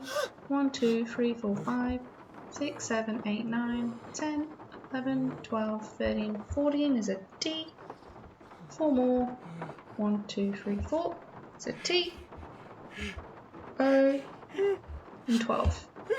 1, 2, 3, 4, 5, 6, 7, 8, 9, 10, 11, 12 is a D, and then it says X, so I'm guessing that's the end of it. Okay, so we got LEB, ENU, NDT, and OD. Oh, attaboy. Dear Bollet, this completes our transaction. The Whisperer is now yours. Whoa, Respect its weird. power as we, I better call Nancy. as and my read this to her grandfather word found for word. out in doing this school. Okay, I Wow, didn't get Bess, the last that bit. is Cool, cool, weird. cool. No, I'll tell you what's weird. The box the letter is in is padded, and it has this round indentation in it that's the exact size of a human skull. It's like it used to contain a skull, but now it doesn't. Good job, Bess. I'm gonna poke around here and see if I can find out anything about a skull called the Whisperer. You better go take care of Lamont. Would you believe it? The guy is still sneezing. He must keep nose spray around because something's wrong with his sinuses. Oh, he's gonna hate me. Okay. Yeah, poor bloke. He's not having a fun time now. We've induced a sneezing fit. All done. Checked out our receipt. Don't know about the featherheads yet. Deal with symbols more. No, don't know that one. Still have to do that. Okay, we did that. We can at least... Oh, we can go check out the iguana. Which is... Here it is. Can I click? What was that? That was Uncle Bruno's pet iguana, Iggy. He's always in here stealing paper. He must be using it to build a nest or something. Look, I had all those books arranged so they fit perfectly in that box. Put them back in, okay? I don't have time. I just want to look through this one book. Go right ahead, after you put all those other books back. Okay, let's get these put back. Okay. Can we rotate? No. Excuse me. I don't know, but you're hoping to buy a new computer with the new job. Oh, that would be good. I guess it could also help with your job, but yeah, treat yourself. Treat yourself to a new computer.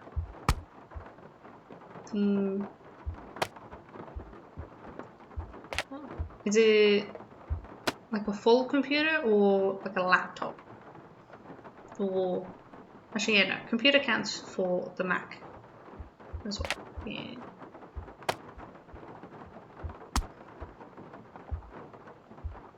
Can I drop that in? Yep.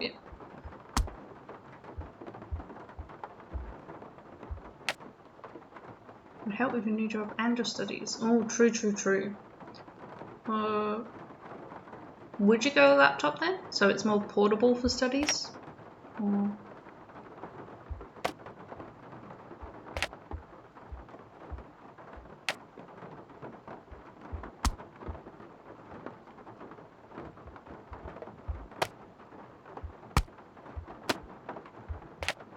This one? Oh, yeah, here we go. Boom! Crystal Skulls, Fact or Fable by Professor Hotchkiss. Here we go. Oh, an overview. One of the most ancient and widespread legends known to humankind can be summed up thusly. Scattered over the earth are 13 humanoid skulls carved out of pure crystal. At some point in the future, fate will bring the 13 skulls together and they will speak, imparting wisdom that will save the human race from annihilation and usher in a golden era of peace and enlightenment. Okay, one sec.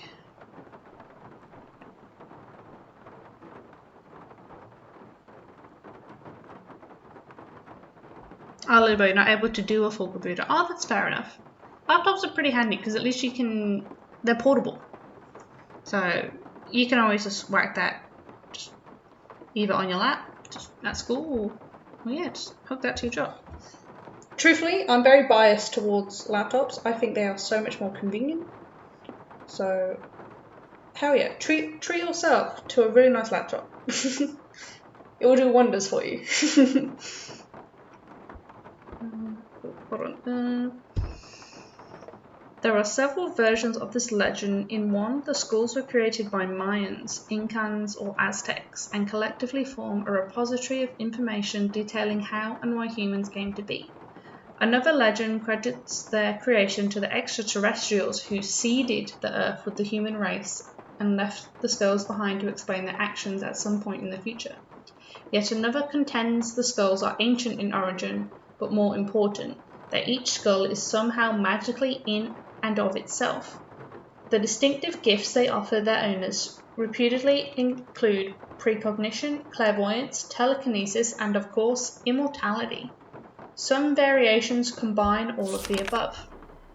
What is both indisputable and intriguing about the general legend and its smaller, colourful variations is that several mysterious crystal skulls have indeed been discovered in the past millennia, turning up in all corners of the earth. What follows is an examination of everything that is currently known about these skulls in hopes of separating the facts of their existence from the fantasies of human imagination. The Whisperer. The first documented reference to the crystal skull known as the Whisperer came in 1532, shortly after Hernando de Soto helped Francisco. Oh, and we've got a little guide or something there. Excuse me 1 second.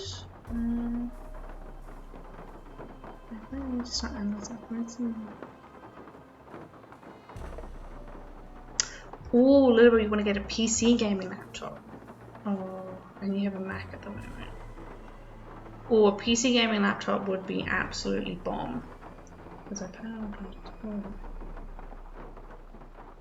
And you're hoping to do the hospital as an IT specialist once you pass your exam. Oh yes, that PC gaming laptop would definitely treat you right with helping you along in those regards. Because, well, my sisters think gaming laptops are purely for gaming, but with their, I guess you'd call it the high-tech specs, they would help you out a bunch. So you're bang on with your plans. Like, good choice. My bias is not showing, I swear. Excuse me. Okay, Francisco Pizarro ambushed and captured the Incan Emperor Atahualpa at the Battle of Cajamarca. I'm going to butcher these. De Soto's aide-de-camp, while updating the De Soto's expedition records, noted that during Atahualpa's subsequent imprisonment, De Soto befriended the Incan ruler, and in time, Atahualpa told De Soto a secret. He possessed an exquisitely detailed, life-sized human skull that the Ancient Ones had carved out of pure clear crystal. He happened upon it at the hut of a deceased high priest whose astonishingly advanced age had caused his fellow priests, out of fear and jealousy, to slip him a fatal dose of poison. Atahualpa took a fancy to the skull and kept it, and soon realized that the skull, which he contended would sometimes whisper to him in an unearthly voice using unfamiliar words, was giving him immunity to all human ailments. As long as he possessed the skull, Atahualpa told De Soto he would live forever. But like the priest before him, and like everyone who possessed this particular skull after him, Atahualpa soon discovered that while the skull could perhaps protect him from the ravages of time and nature, it was no match for the treachery of his fellow man. To De Soto's great surprise and dismay, Pizarro had Atahualpa executed. Although there is no other mention of the skull in De Soto's records, it is highly doubtful that the Spaniard would have left such a treasure behind when he returned to Europe in 1536. Indeed, the next documented reference to the crystal skull was Atahualpa seems to have inadvertently bequeathed to De Soto came in a letter written by a nobleman in the court of Philip II, the member of the Austrian Habsburg. Oh, 1 sec. Oh, you had a PC growing up? Then I did go from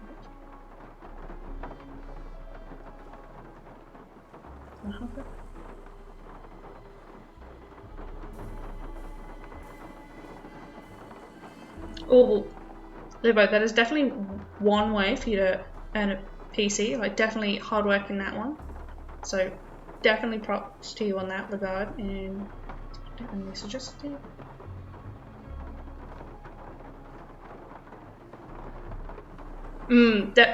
Yeah, school laptops are pretty nice, but yes, most definitely your own one. Good, yeah, definitely a good call. It's especially if it's like with a school one. I'm guessing you'd have to give that back once you've graduated. Whereas if you have like your own one, that's yours forever. They can't take that from you. That's your little gift. One second, sorry. The family who took over the Spanish Empire in 1556 while a guest at the Habsburgs' palace in Vienna. The nobleman mentions encountering a crystalline head of death, which a manservant swore made utterances strange and low, too terrible for the ear to bear. Here. There. A little bit. You did 12 hours of work for it and you love horses. Oh, yeah.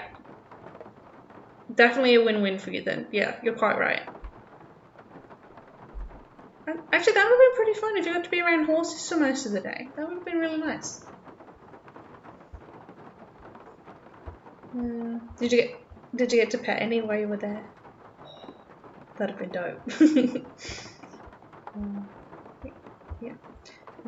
Apparently, the skull then made its way to France, most likely via Anne of Austria, who married King Louis XVIII of France in 1615, because the next reference to a death's head carved from remarkably clear crystal can be found in the manifest of a ship belonging to René Robert Cavelier.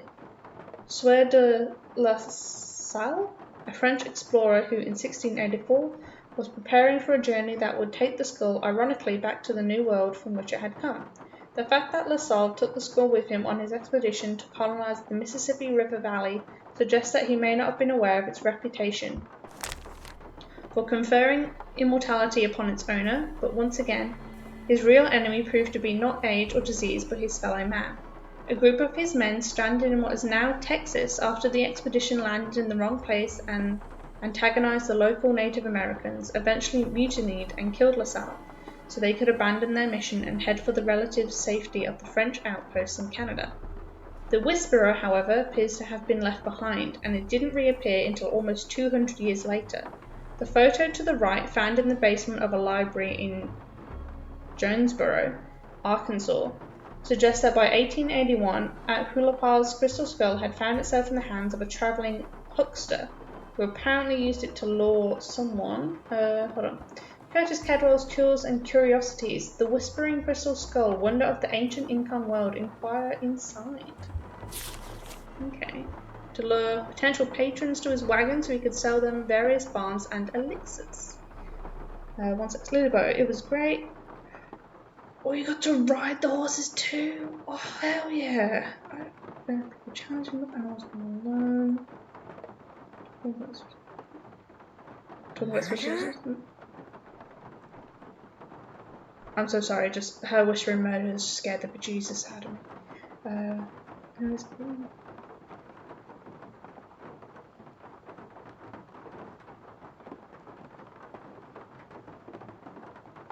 Oh, that's really dope if you were able to do that while you're helping out with the horses.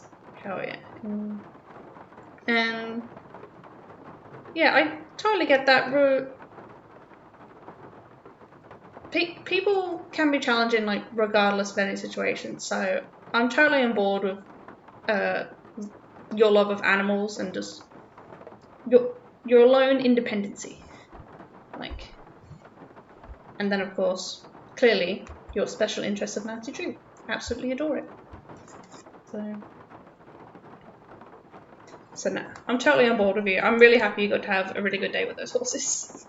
Especially if it, like, one, got to water them, you got to ride those bad boys. And I helped with the lap. And in the PC, so hell yeah. Rather deal with the computers? Fair enough. Computers are good. They well, I'd say they're not stressful if they have issues, but I'm never good at fixing them. But they are a lot easier to deal with than some people. So I definitely agree with you on that, in that regard, so yeah. Excuse me. If he is the same Curtis Cadwell who, according to the census records settled in Baton Rouge, Louisiana, he lived and worked to the ripe old age of 93, dying only when a dissatisfied customer set fire to his house in a fit of anger. I believe it. If the Whisperer was in Cadwell's house, it no doubt survived the fire, but exactly what happened to it next has proved impossible to discern, and its current whereabouts is a mystery. But what is known about the skull's previous owners could prove very useful in solving that mystery, for all the people who have possessed it have two things in common. They lived for an unusually long time, and they always, without exception, met with death at the hand of another. In other words, the trail that leads to the discovery of this particular crystal skull will likely be one that begins with murder. Fun! Oh, Lilbo, you... Oh yes, rather do with animals here, but not snakes. That's just a wise move on your part, honestly. Like, yeah. Like, snakes are cool. They can mind their own business. But when, yeah, they can't get up in our business. That's they have their space, we have ours. They don't need to correlate.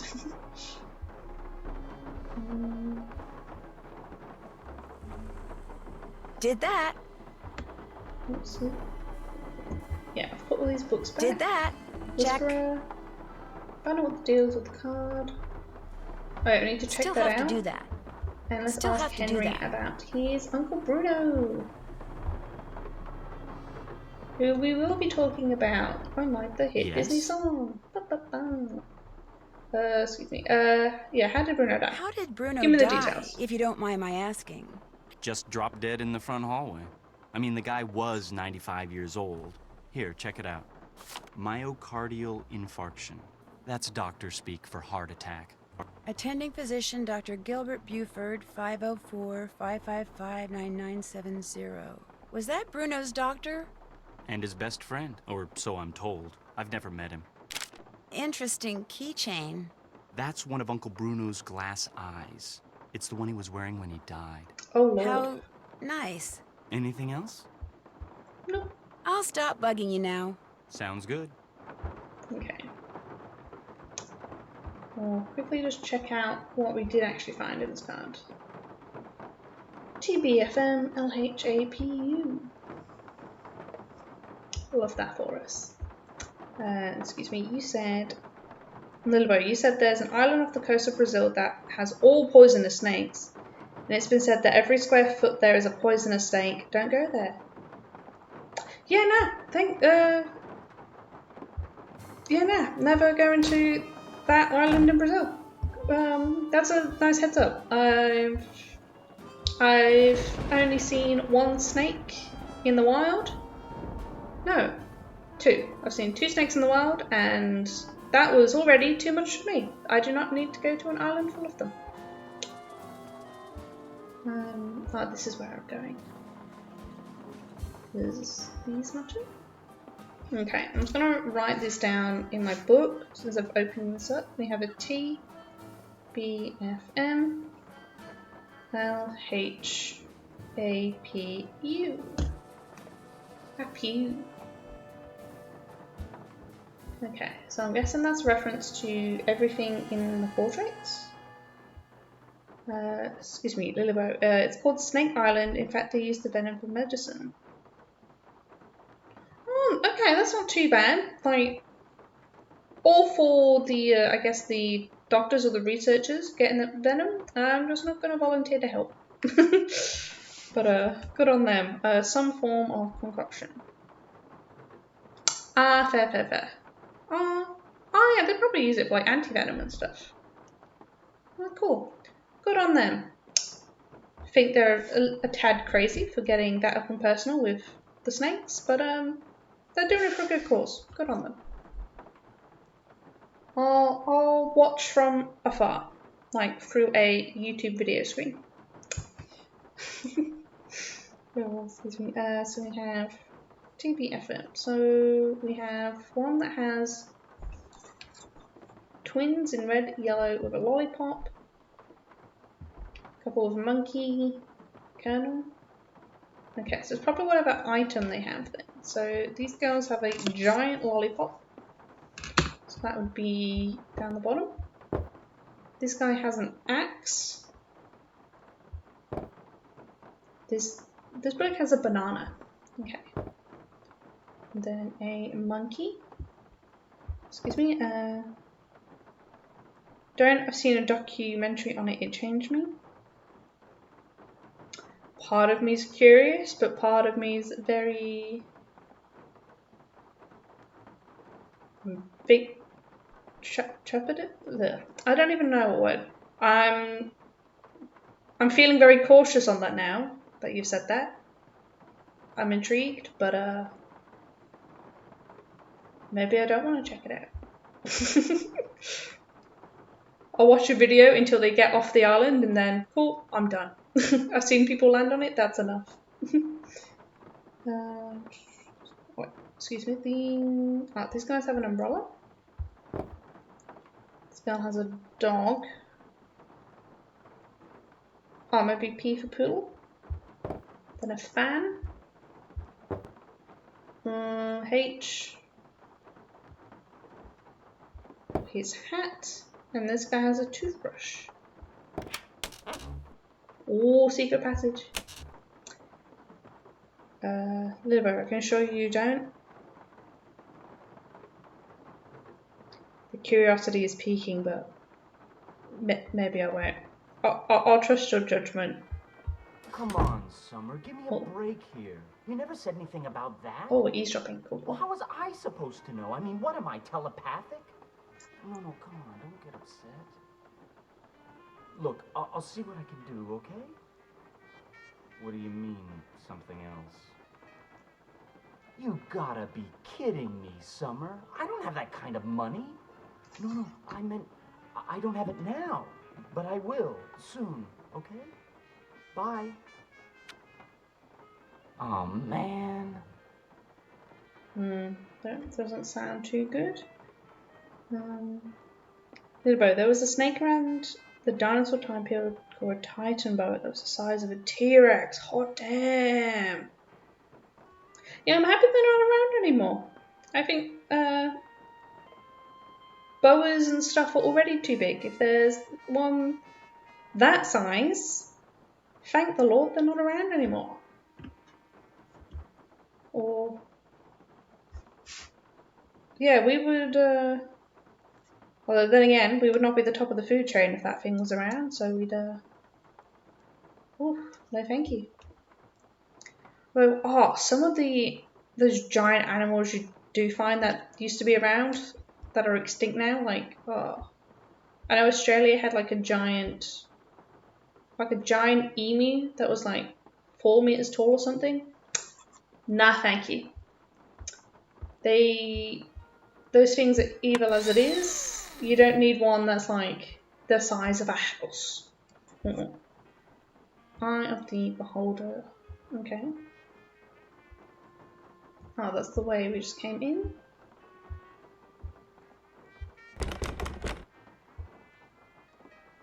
Oh, okay, this is the Spiderweb Puzzle. One sec. So the time boas died when the dinosaurs did. Like, part of me, it's like, that would be really cool to see. But the logical part of me is like, god damn, we are lucky. I know scientists want to bring back mammoths and don't know how I feel about that research.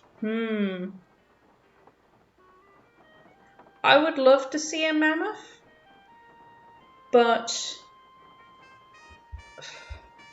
purely knowing, obviously, like history and human beings, the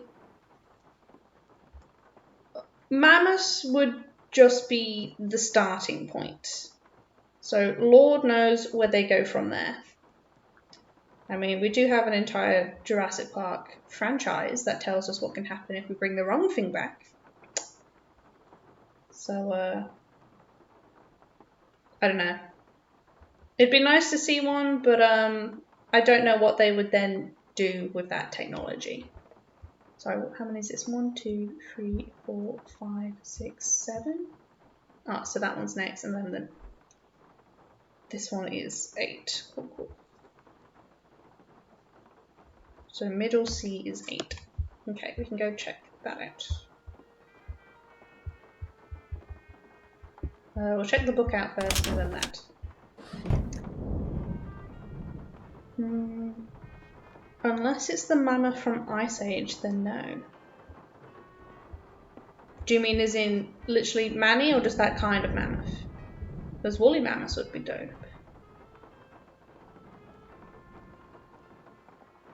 Lilybo, talking about mammoths, there's a game called Siberia. Lots of mammoths in that game. Oh, okay.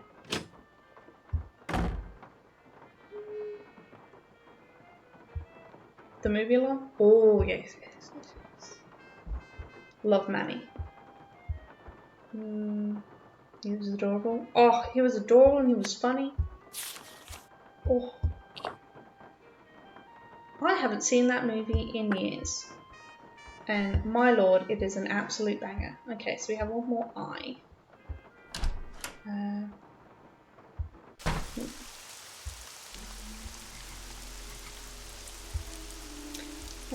I might look up a video for that Siberia and check out those mammoths. The only game I know of that has like woolly mammoths is like, remember those like really old like Zoo Tycoon games and like the DLCs you could get for that? Oh, that was a phase I had, my lord. Oh, you had a stuffed animal sloth called Sydney? Oh, that's adorable. Sloths are the cutest thing known to man. Oh, you love Zoo Tycoon too? Oh, hell yeah. Actually, yeah, I think that took up way too much of my time in my childhood. Hold on a second. We have D, A, E, B, high C, F, G, and middle C.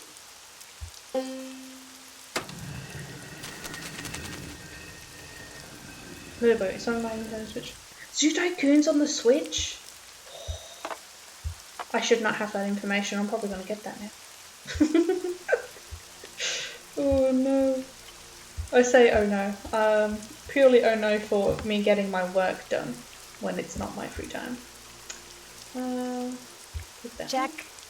All done. Oh, so I need to call the doc. Did that. Oh, then again, I do know the Switch had that roller coaster tycoon. All done. Did that. Or like some form of it. Still have to do that. So it makes sense they've got Zoo Tycoon as well.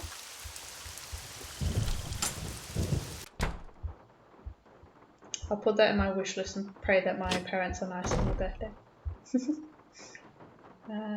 This way.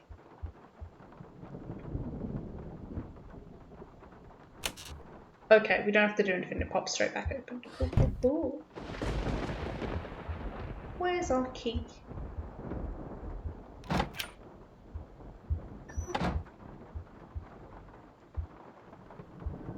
Okay.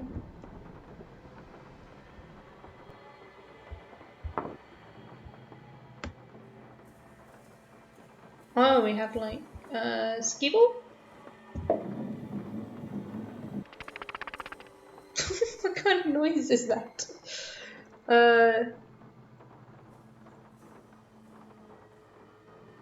Livo, they combine the two for the Switch.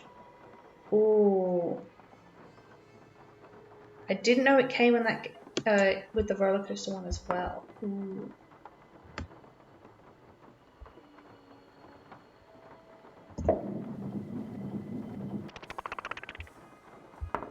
Okay, so we've got chicken and an eyeball. No thank you to that laugh. But okay, we have, so if that's the max,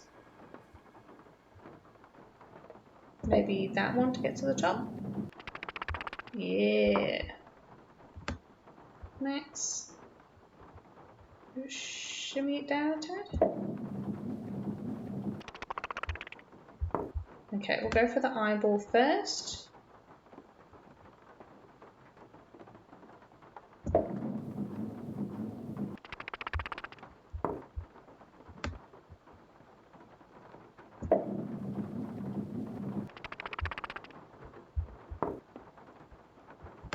There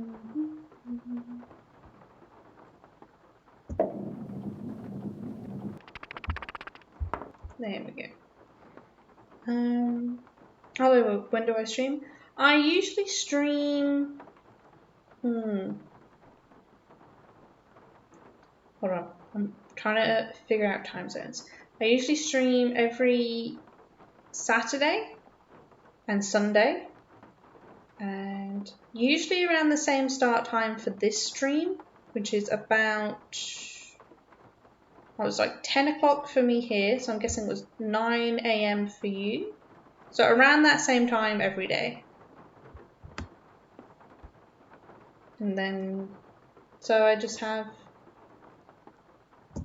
well, it's probably not a good thing to be on the computer right before going to bed, but it chills me out, so. And I'll blast it.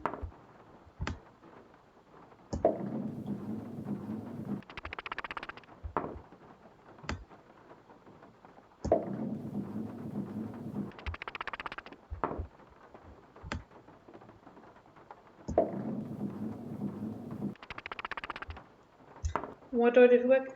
I am an English language teacher in a Japanese school. So I got that lovely Monday to Friday workload. But I have weekends off every week, which is quite nice. Which is a first for me. Usually with fast food, weekends is peak work time. I missed it. But nah, it's a fun change of pace.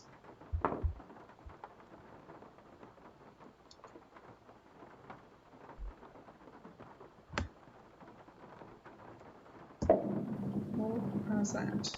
Oh, there we go. Right in the middle, so I need to move it over more. Love reading? Oh, I'm obsessed with reading. I'm guessing you're a big fan of it as well. I don't have any books at the moment, and it makes me cry a little inside. Do you have any good book recommendations? And when I eventually find myself a book store that sells English books, I will look for it.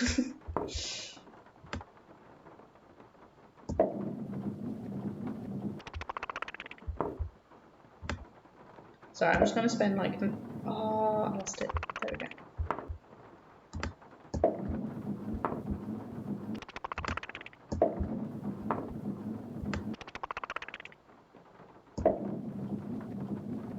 Yeah, there we go. So you don't have to pull back at all for this row.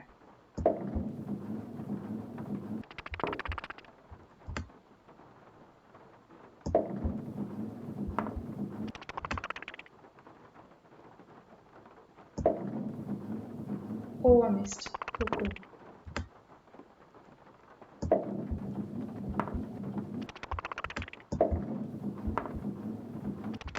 Okay, there we go. Midway. Oh Christ, that noise. Excuse me. Harry Potter. Yes, highly agree. One of the best childhood series of all time. Series of Unfortunate Events. Oh, Baller, Nancy Drew, and Neuroscience. Ooh, yes. Oh, that makes sense with your with the psychology background and cybersecurity. Hell yeah. What I would kill to read Harry Potter right now, honestly. I miss my books. I'm sad. I don't have any. This must be where I'm supposed to put all the glass eyes I've found. Let's see how we're doing. Well, that's not completely true. I do have... Okay, so I can move these in different directions. Cool. I have the first Harry Potter book, but I can't read it because it's in Japanese. So I can just look at it and hope for the best. Oh, gumball. Okay, 1 second. We have middle C.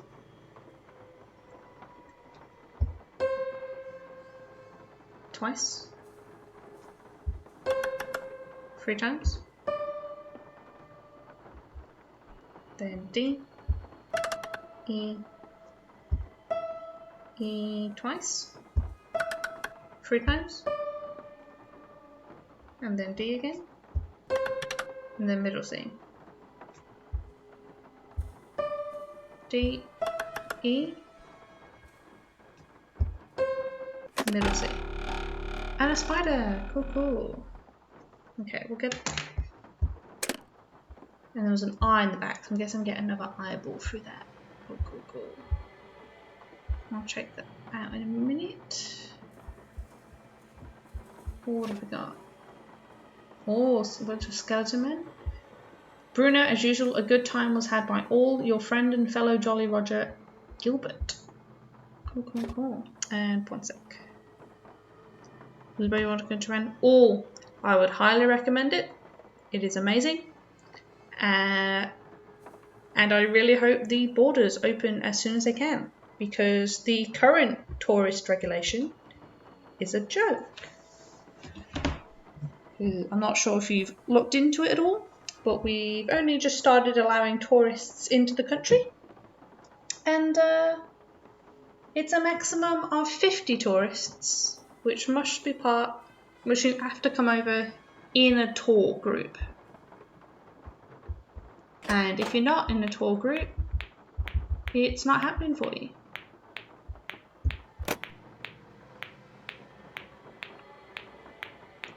But rumor is that either more people or less restrictions on people will be starting in June. And I really hope so. Uh-oh. Yeah, uh-oh. That is Gotcha. Oh, cool. Got it that time. Yeah, the Japan borders are strict to no end right now, which I get. They want to keep Corona low, but it's a bit silly at this point, I'll admit. Shiva Parlour House, return page. Arg Chateau, Nothing in March. Iridescent Pearl Westbrook, West May Bank. 31st. That's today. That's today. Scuttled Bones, Rampart, and Drumaine. Davy Jones, Beverly Knoll. Bilge Rats, Indian Beach. Kraken, Parlour House. Black Spot, Rampart, and Drumaine. Avast Yi, Beverly Knoll. Okay.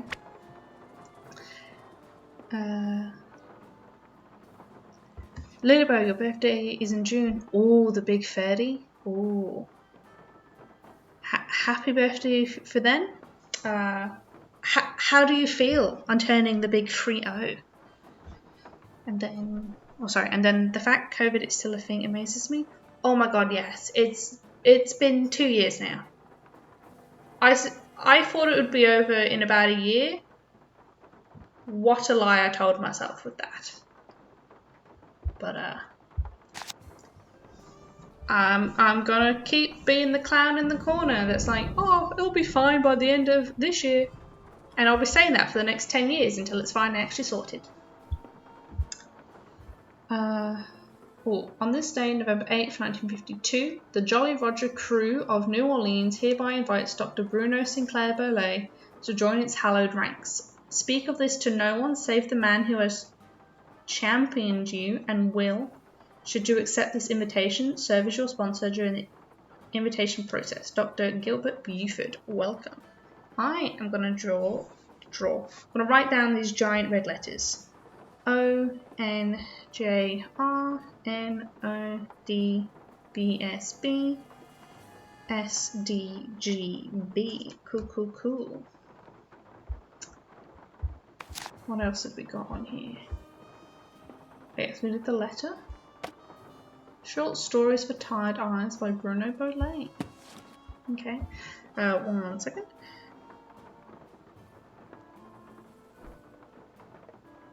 Little boy, you look 18. Nice. So it is what it is. The problem is when young people think they're their age and be my friend. I'm like, sorry, everybody. Oh yeah, it can be quite a downside. Like, hell yeah for looking younger than what you actually are.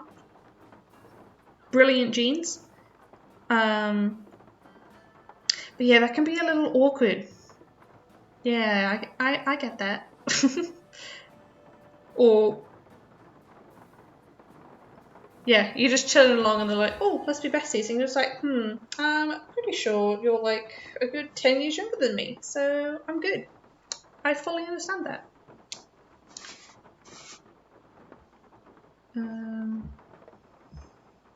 Oh, sorry. Short stories for tired eyes, dedicated to those who hear the whisper. Okay.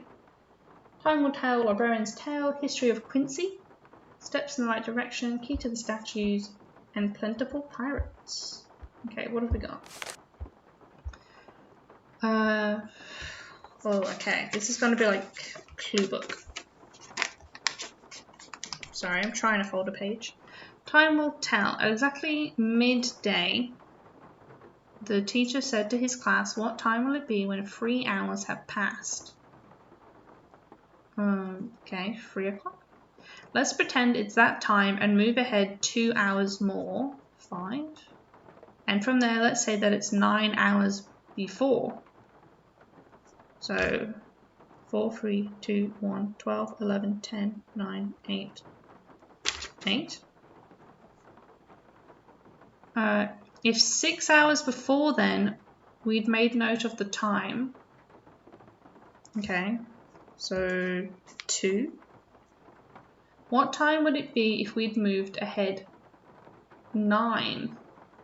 Is that from 2 or from the 8? If 6 hours before then we'd made note of the time, what time would it be if we moved ahead 9? Oh yeah, I'm guessing that's from there.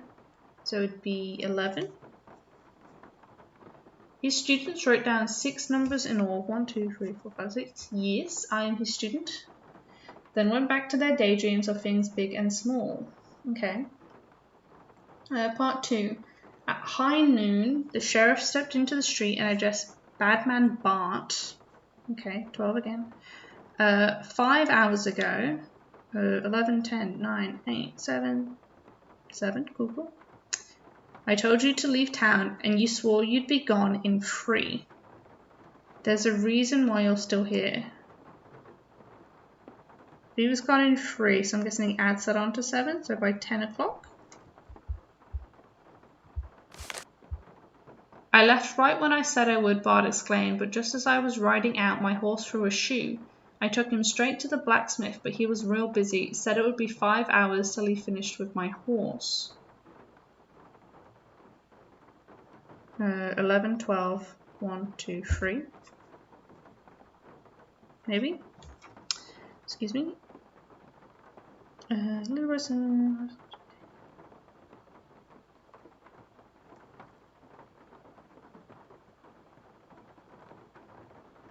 that's totally fair enough. Like, if it's not for you, just, yeah, it's not for you. Like, yeah, definitely focus your time on what you would much rather prefer doing. You'll be much happier than doing that than just like. I admit the only word coming to mind is like conforming, but that is not what it is. Yeah, just do what you want to do. Like, don't do anything you don't want to and like force yourself into anything, because that's not cool. You won't have fun doing that. So yeah, definitely, yeah, focus on your studies. You've got the plan all right there. Sorry. It's because you look so young that people assume. Oh yeah, that's. Yeah, I get that.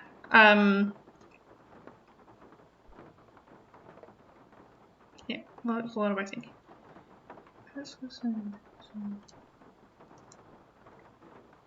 Yeah, the younger you are, the longer you look,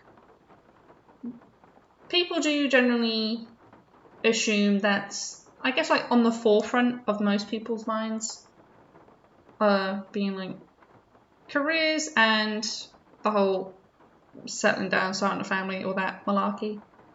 But you know, if it's not for you, just like it's not for you.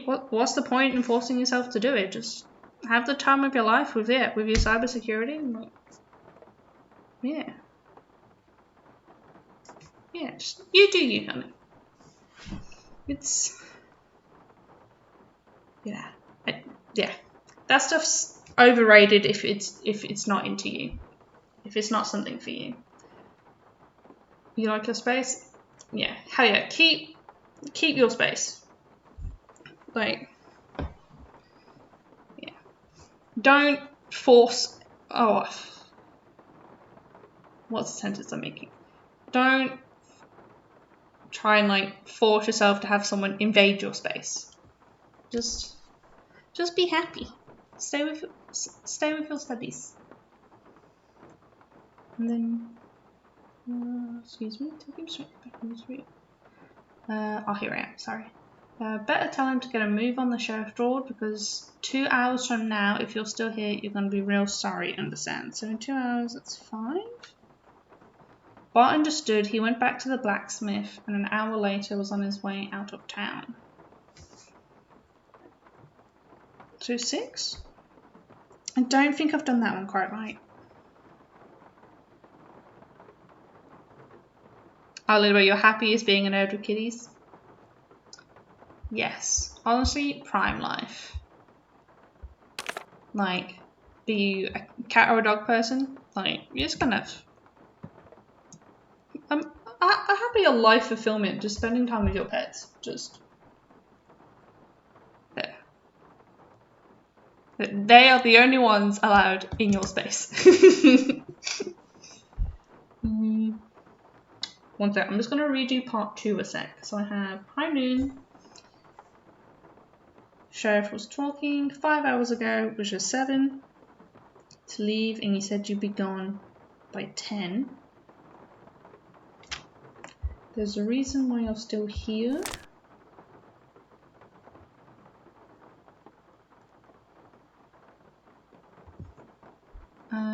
Did he say he was going to be gone by?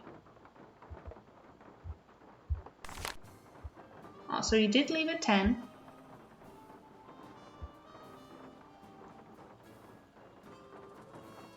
But he said it would be 5 hours till he finished with my horse. So yeah, 5 hours from 10 is 3 o'clock. Better tell him to get a move on, because 2 hours from now, if you're still here, you're going to be real sorry. So it's 2 hours from 10, which is 12. Oh wait, no, he came to us at noon. So if he's not gone by 2 o'clock, so here you're going to be real mad. Bart understood. He went back to the blacksmith, and an hour later was on his way out of town. Which would be 1 o'clock. Okay, there we go. Part 3. Cool. Excuse me.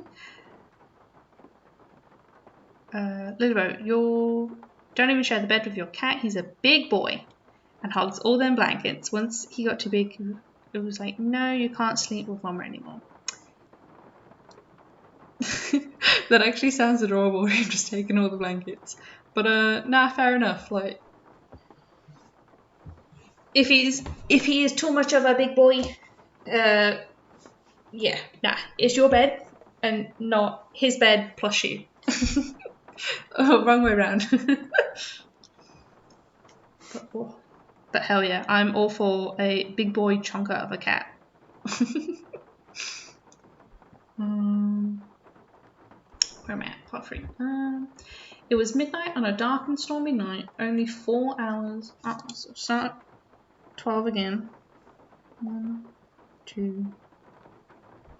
Part 1, Part 2, Part 3. So midnight. Only 4 hours before 8 o'clock. I had seen my dear friend Hollis who informed me he was leaving for the court of the Star Chamber in a mere 2 hours, which would be at 10 o'clock, and feared he would never return. I realized that 6 hours after he was to enter the chamber, I was to surrender myself to Court Blackbourne. So 6 hours after 10, 12 to 4 in the morning. Cool. I had no way of knowing whether after the usual 5 hours of interrogation I would be able to keep my rendezvous with Lucreta 2 hours later. So it's 5 hours after he gets there, so that'd be 9. And then 2 hours later. 2 hours after that, so I'm guessing that's 11. I would imprison me forever. I was terrified. Or was it 2 hours after a starting point? Because then that could be a 6. Okay, I've got them both written down, so I'll find out what that is in a minute. I missed what you said. One sec. He's not just fat. Physically, he's huge. Big paws, big ears. He's just structurally big. Hell yeah. Big bone, big boy. Oh, that's cute.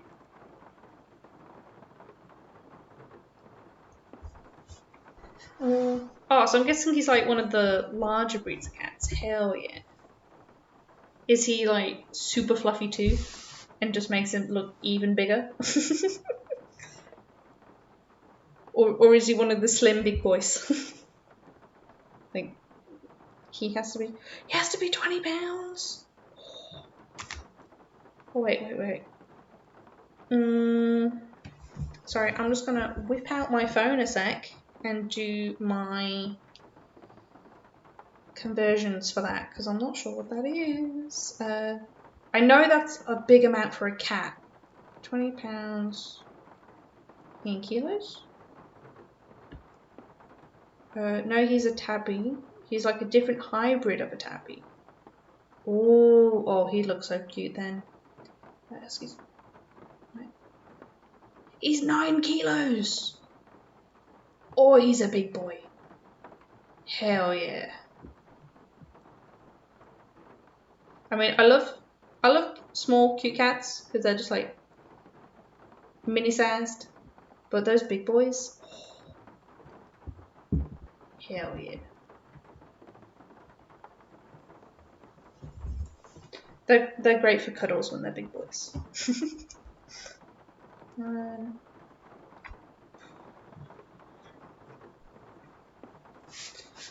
Oh, sorry. This is the time puzzle. We have a library puzzle, which is a great keeper of books. It's true, I am I. Many a reader through me can spy on a wondrous world that will never die. You could say it's magic, the librarian's eye. But to get such an eye, you must first take a look at the cards that keep track of every book. The title's the thing, addition's the hook that will let you remove the orb from its nook. Title's the thing, addition's the hook that will let you remove the orb from its nook. Okay. We'll have to look at the library cards downstairs. Then we have a history of teeth. Okay. Bilbo, you use your cat for working out. You'll do a dead squat and he'll be the weight and he just falls limp in my arms. Oh, he's one that falls limp. Oh, that's so cute. He'd give you a good workout there. And if you're doing squats. Oh, hell yeah. Leg days with squats. Hell yeah. Oh my god, that'd be the cutest. He would be the cutest little weight. Little dumbbell weight. The primary? What is this? Filled upper right second molar. UR2M. Extracted upper right central incisor. Upper right central eye. Then upper left central incisor. Upper left central incisor. Filled lower left lateral incisor. Oh, I just wrote 4 L's in a row for that. And then permanent history is lower right canine. Got them fangs. Upper left first bicuspid. Upper left 1B. 1BC. Lower left canine. And then lower left third molar. Okay. Steps in the right direction. Excuse me? Lol, he's the size of 2 dumbbell weights? Hell yeah. I mean, honestly, that just means he's quite literally 2 for the price of 1. Bonus. Who needs dumbbells when you have your kitty? Excuse me. Where am I? In a place where bones are buried, so is something too that you seek. Start where Charlie Wicker sleeps. Tread lightly on the ground that sinks and seeps. So it's like a swamp marsh thing. Charlie will give you directions, but count on my shovel to find the way. When you find the place, a monumental task awaits. Okay, so we do know where Charlie Wicker is, and I've already written down those, so I need a shovel. Cool.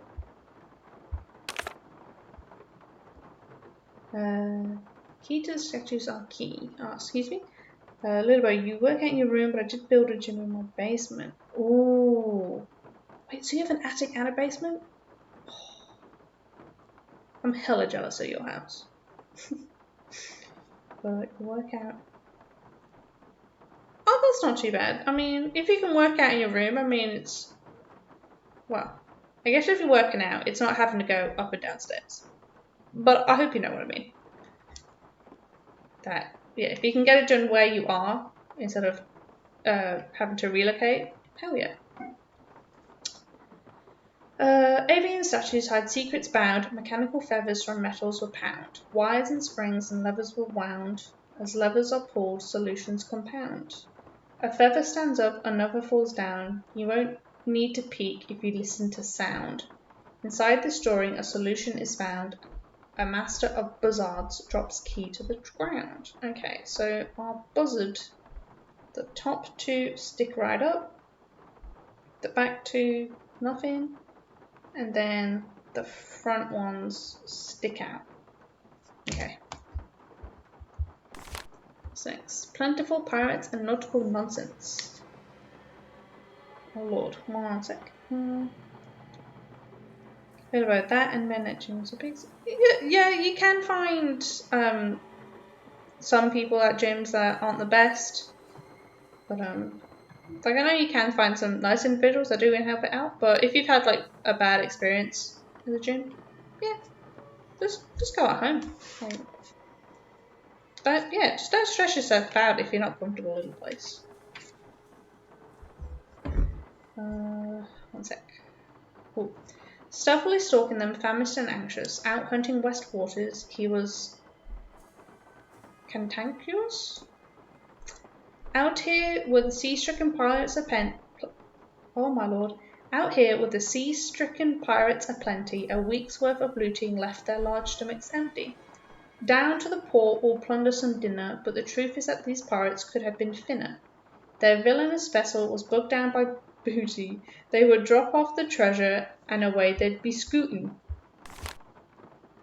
They would foul up the village and make a great mess. Down to the mangroves they'd surely digress. Ah, it's a beastie, swim for your lives. The calm sea's treachery left a surprise. A long-legged beastie whose eyes were aglow had spotted some treasure in the hold down below, and his curious nature could not let it go, so he tore down the hull, and alarmed were the pirates, he started to break down the structure inside it.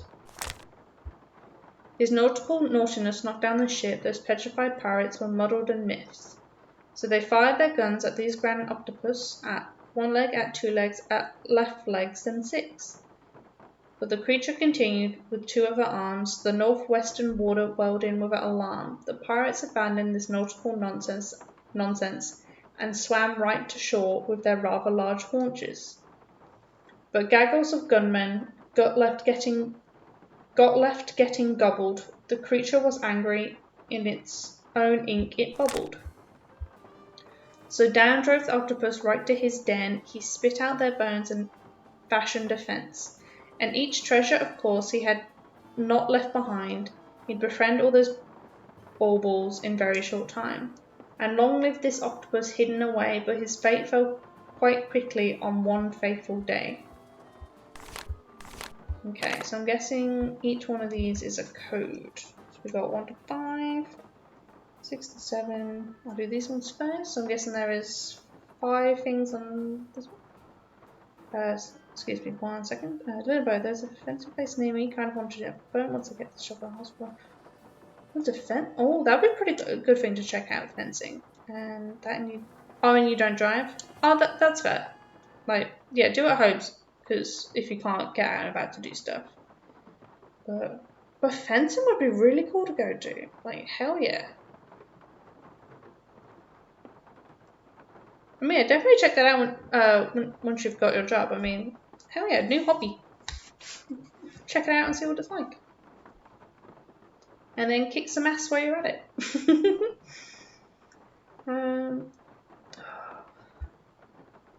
I'm guessing it's directions. So I'm guessing west. Out here with a sea-stricken pirate, a week's worth of looting. A week's worth of looting left their large stomachs empty. So there's west and left.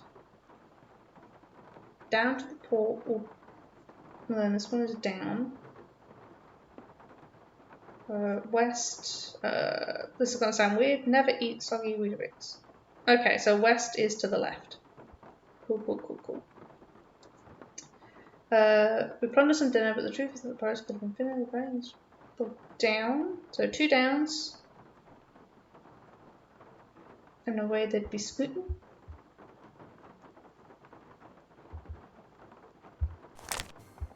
Uh, 8 to 12. And then 13 to 16 would be up. Make it a mess. Down to the mangroves. That's a beastie. Swim for your lives. Can't use treachery. Left a surprise. So left.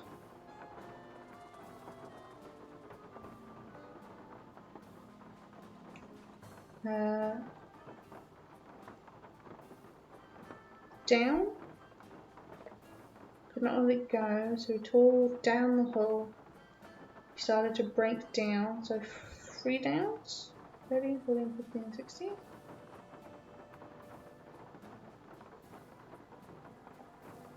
Okay. 17, 20, and 21, 22. Excuse me. There we go, sorry. Lonely, I'm pretty badass? Hell yeah. You be a badass fencing queen. I love speed jump roping. Oh, hell yeah.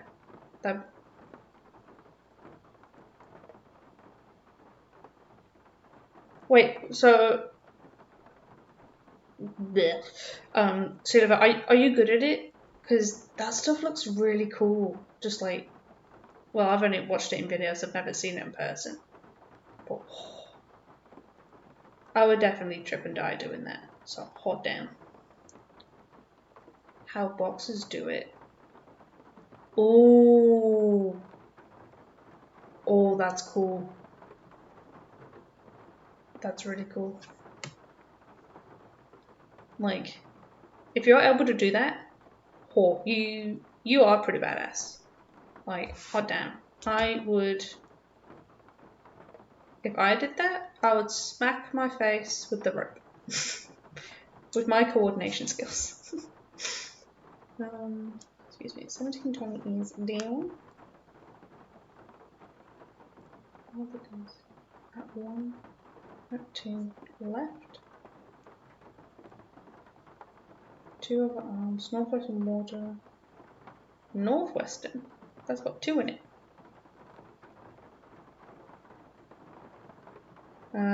Pirates abandons North, and so I'm right.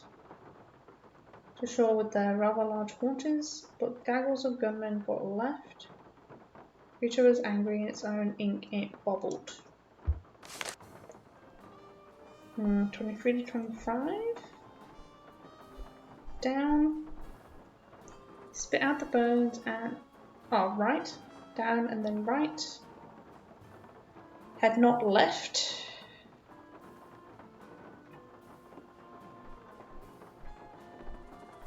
Okay, I think I've got all of those. Cool, cool, cool. Oh, I didn't mean to do that. Or maybe I did. Oh, I get to keep it. Yay. Oh, and here's the puzzles for our teeth. Which upper right to molar, upper right central incisor. Cool, cool, cool, cool. I will take a photo so I can pair these up with my markings.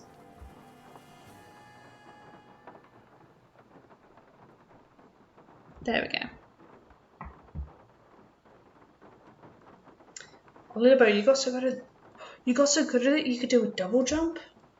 Wait, is double jump where you're using 2 jump ropes, or when you can jump?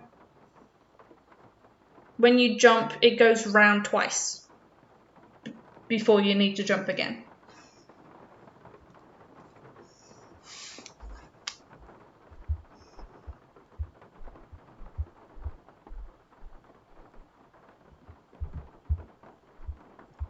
Here, Iggy, Iggy, Iggy. We have the iguana. Goes around twice. Oh, so you could go like really fast then. That's cool. We got some outfits for the iguana, but we don't have a pirate hat. Excuse me. Oh, Double Dutch is the one that has 2 jump ropes. Look at that. Oh, okay. Oh, okay. Okay.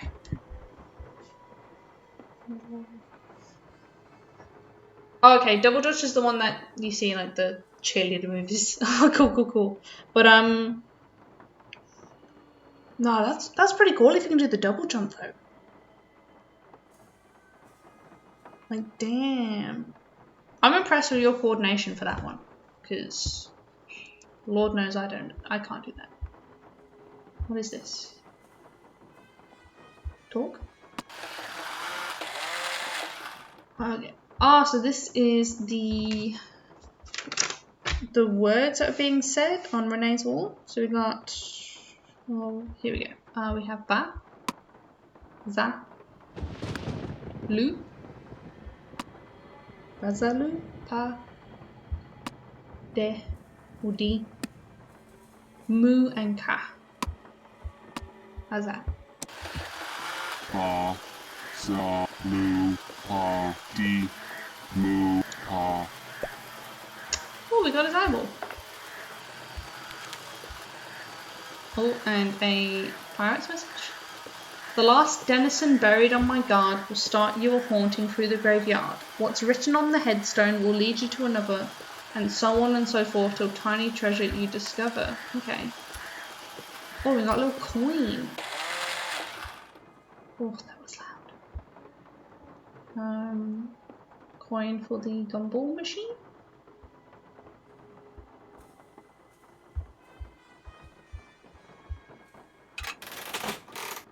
Give us an eyeball. Hell yeah.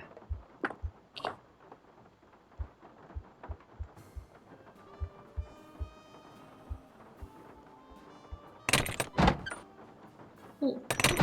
Ah, and this pops us out in the spare room. Cool, cool, cool, cool.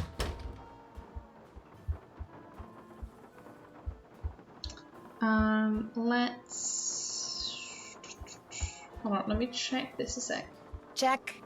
We should go check out the... All done. The spider? All done. We figured that out. Oh yeah, we'll go into the garden initially. I haven't done that. Can't check that off yet. Oh, I might as well go room by room, I guess. Can't check that off yet. Okay, I'll mark all these off and then we can get that. started. I haven't done that. Can't check that off yet. Check. I haven't done that. Still have to do that. Can't check that off yet. Check. Okay. So that room gave us a bunch of stuff we can do. Okay, so starting with the time. So part 1 was 12. Then 3. Then 5. 8. 2. And 11.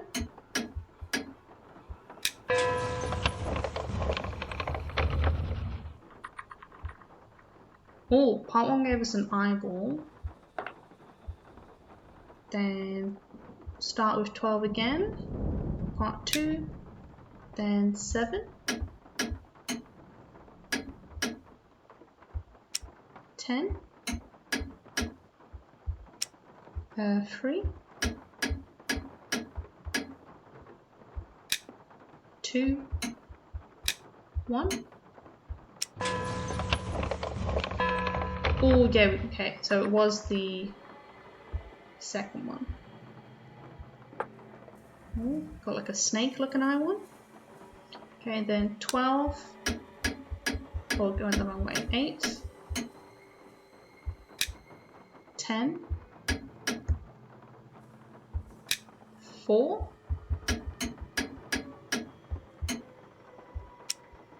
9. Then it was either 6 or 11. I'll start with 11. There we go. Okay, so it was the initial one. Cool, so we've got 3 more eyeballs.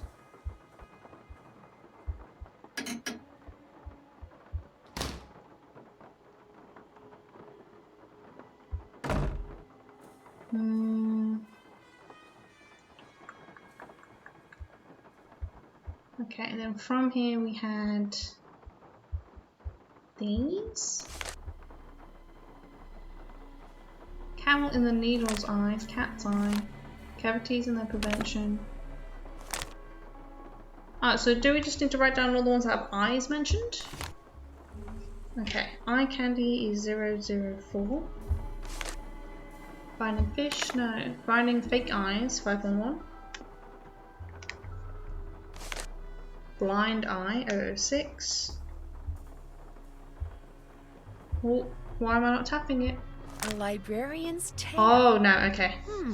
Something Bruno Bollet wrote in that Tired Eyes book mentioned the librarian's eye. Did you call Hotchkiss it?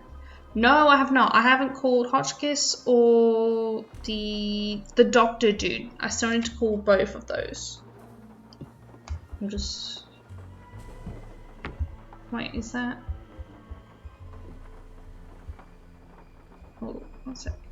Here we go. A librarian's tale. Cool. Little bit.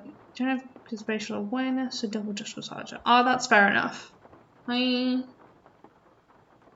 my spatial awareness is good, I'm just clumsy as hell. So I can't do stuff.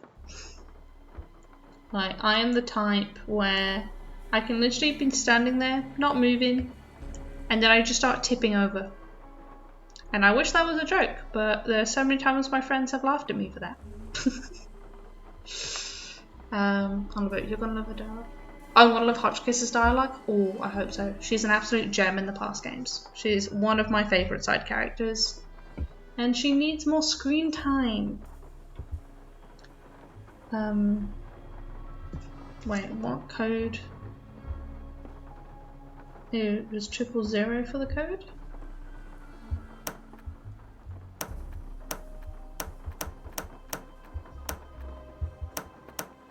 Wow.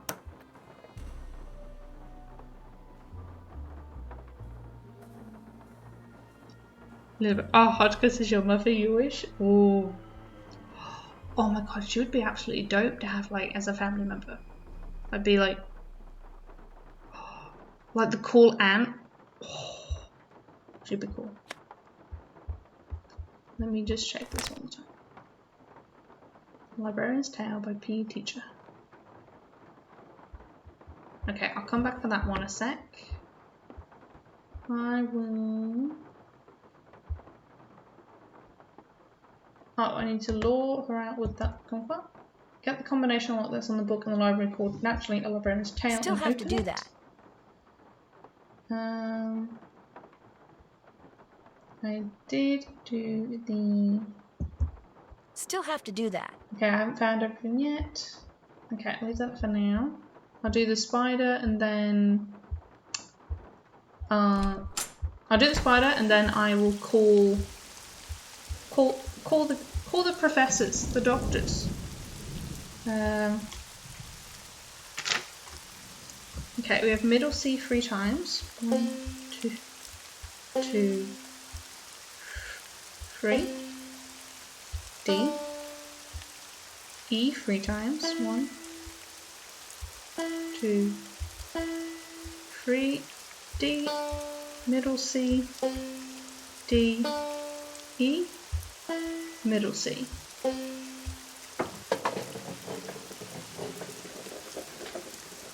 Yeah. Oh, that's a nice colour of blue. Sorry. Yes, holidays with Hotchkiss. Oh, it'd be so fun going on holidays with Hotchkiss. I think I said my words there. Excuse me. Oh, you'd have so much fun like sightseeing with her. She'd have all the facts for you. Very cool. Yeah, let's start with the good old Hotchkiss. Our new Aunt Hotchkiss. Yes, hello.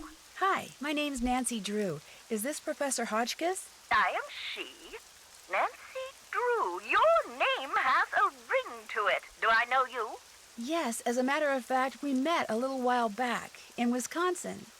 Oh, yes, you were the delightful young lady doling out the samples in the tasting room of that cheese factory. Yum, yum. I wish that was I my met you job. at Wickford Castle. But I'd probably get fired for There was eating no too much cheese cheese. tasting room at Wickford Castle. No, we were both guests there. I found a journal written by Marie Antoinette, which you translated. Remember? Thanks to you, suddenly all I can think about is how wonderful a nice big slab of Colby cheese would taste right now. Listen, Mandy, I'm on a deadline, so if you could please just tell me why you called.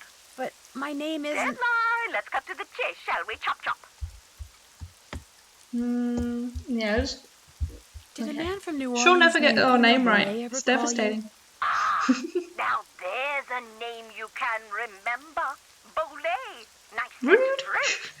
I'm a scholar of French history, you know. Yes, I know. So did Bruno Bolet call you?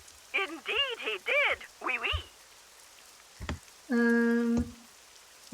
Yeah, no, we're definitely the guests and not the cheese lady. Why did he call? Why did he call, if you don't mind my asking? Because he had read my book, of course. The Crystal Skulls. Fact or fable, one of my best efforts. Sold like hotcakes, smothered in a rich, tangy lemon sauce. You know, when I was a kid, before I ever heard the word fable like said out loud, I thought it was fable. I think that was until I was like maybe 10, and then I learned that it's actually fable, and I felt like such a fool. Did he say he owned one? Did he say anything about owning one of the skulls himself? I would have hung up on him straight away if he had. I tell you, Brandy, if I had $1 for every crackpot who's called claiming to own one of those skulls, I'd be able to dine at the Russian tea room every evening for the rest of my life. All right, that's a bit of hyperbole, but you get the picture. No. If memory serves, we talked mostly about the skull called the Whisperer. He wanted to know if I had learned any more about it since my book was published, which I hadn't, or if I had any theory as to what happened to it, which I didn't. And that was the extent of your conversation? Well, now, let me think. My, such insatiable curiosity, Nellie. You remind me of someone I encountered on one of my journeys. But for the life of me, I cannot remember her name or the circumstances. Nancy Drew, Wickford Castle? Ah! The eyes have it. I'm sorry? That's what Bruno Bolet said when I turned the tables and asked him if he had any idea where the Whisperer was. He said, the eyes have it. Then he chuckled and hung up. Sorry. I've stopped learning how to read. Libo, I am Hotchkiss. I only want to or need to talk to people when it's relevant. I am the exact same way when it comes to like phone calls. I will not make one until it's like I am literally dying and I need to like call a doctor or something, and then I'll consider it. But no, I can get by in person. I'm awkward, but I can get by in person. But over the phone, Lord help you. I have no hope in holding a conversation. Nellie? Yeah, that's all. That's her nickname. Nancy's nickname. Nellie, right? Oh. Now, I love all the fake names Nancy gets. How much would it be worth? How much would a crystal skull like the Whisperer be worth? In this crazy day and age, where the shorn hair and used tissues of celebrities get sold for thousands of dollars, there's absolutely no telling, Candy. $500,000 easily. Maybe even $1 million. Maybe 2. Maybe 10. The sky's the limit. Cha-ching, cha-ching. One sec. Oh yeah, chop chop is definitely a cool thing to go about saying. Hold on, sorry. See, I'm up, so I can bullshit. I can bullshit small talk on the phone. In person, I'm like, what? Oh, that's fair enough. Like,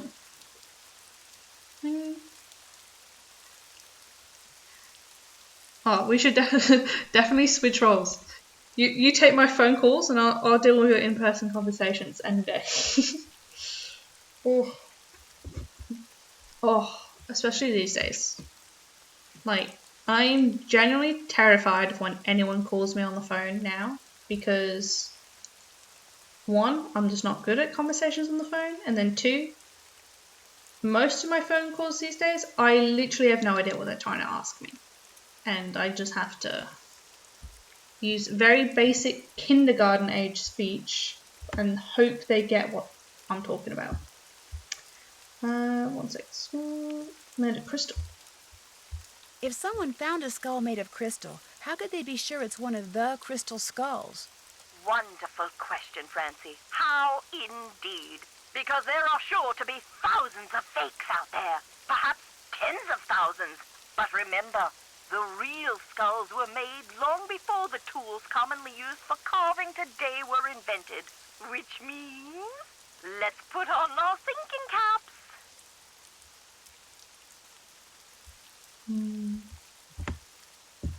Well, before I click this, 1 second. Libo, you're generally afraid of working with men these days, as a cashier was hit on all the time, things men would say to me. Yeah. Like, how do I put this? I don't get how some people... It's not an ego thing.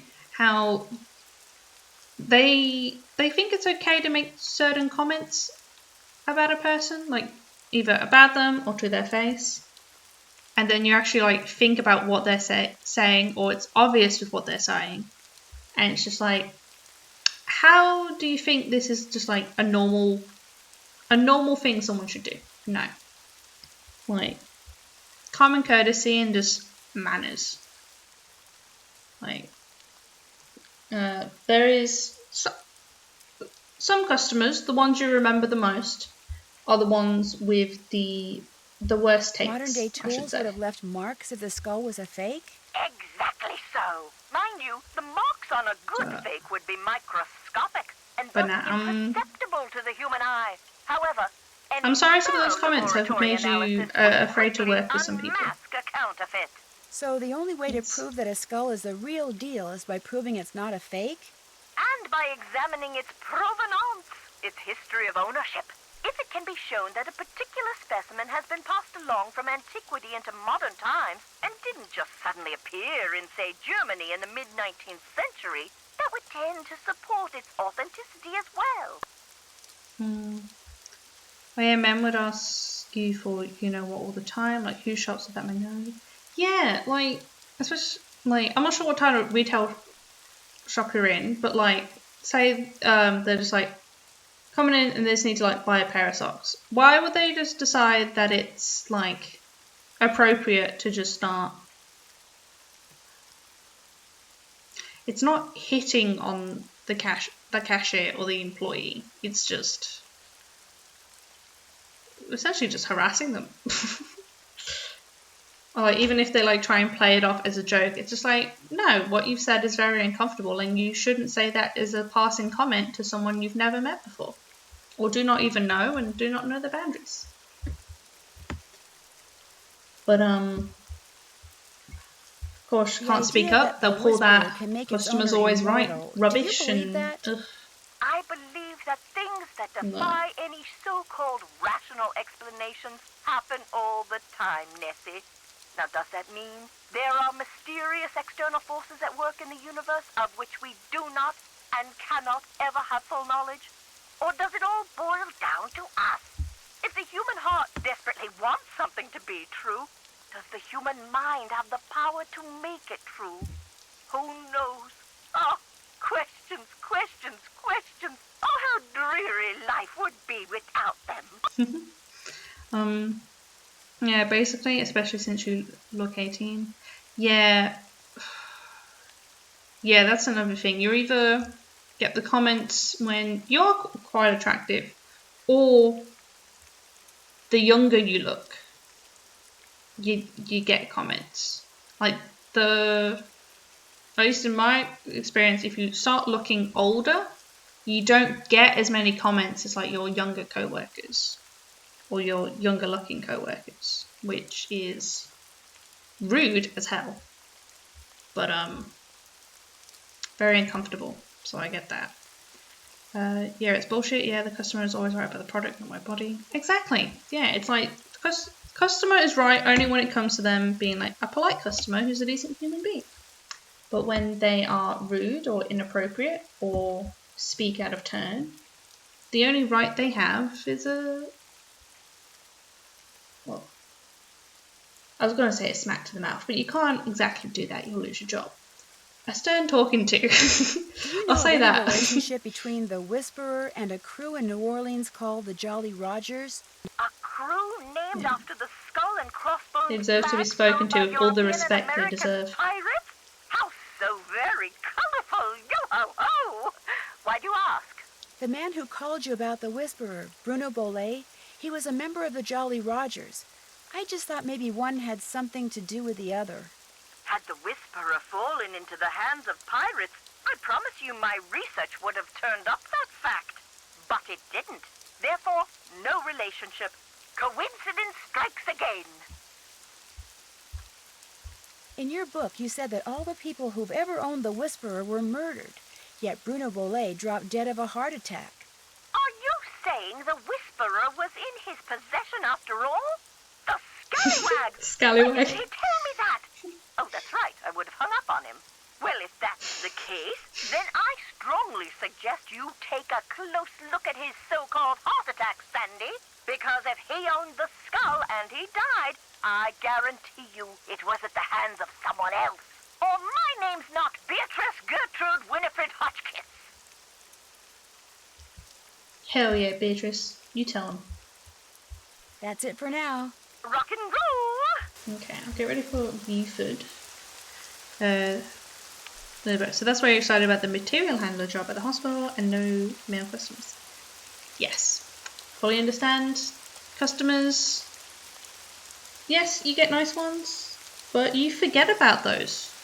You can have like 50 good customers in the day who make you feel great, and you'll have one bad customer, and that's it. They're all you remember for the entire day. So no, Screw 'em.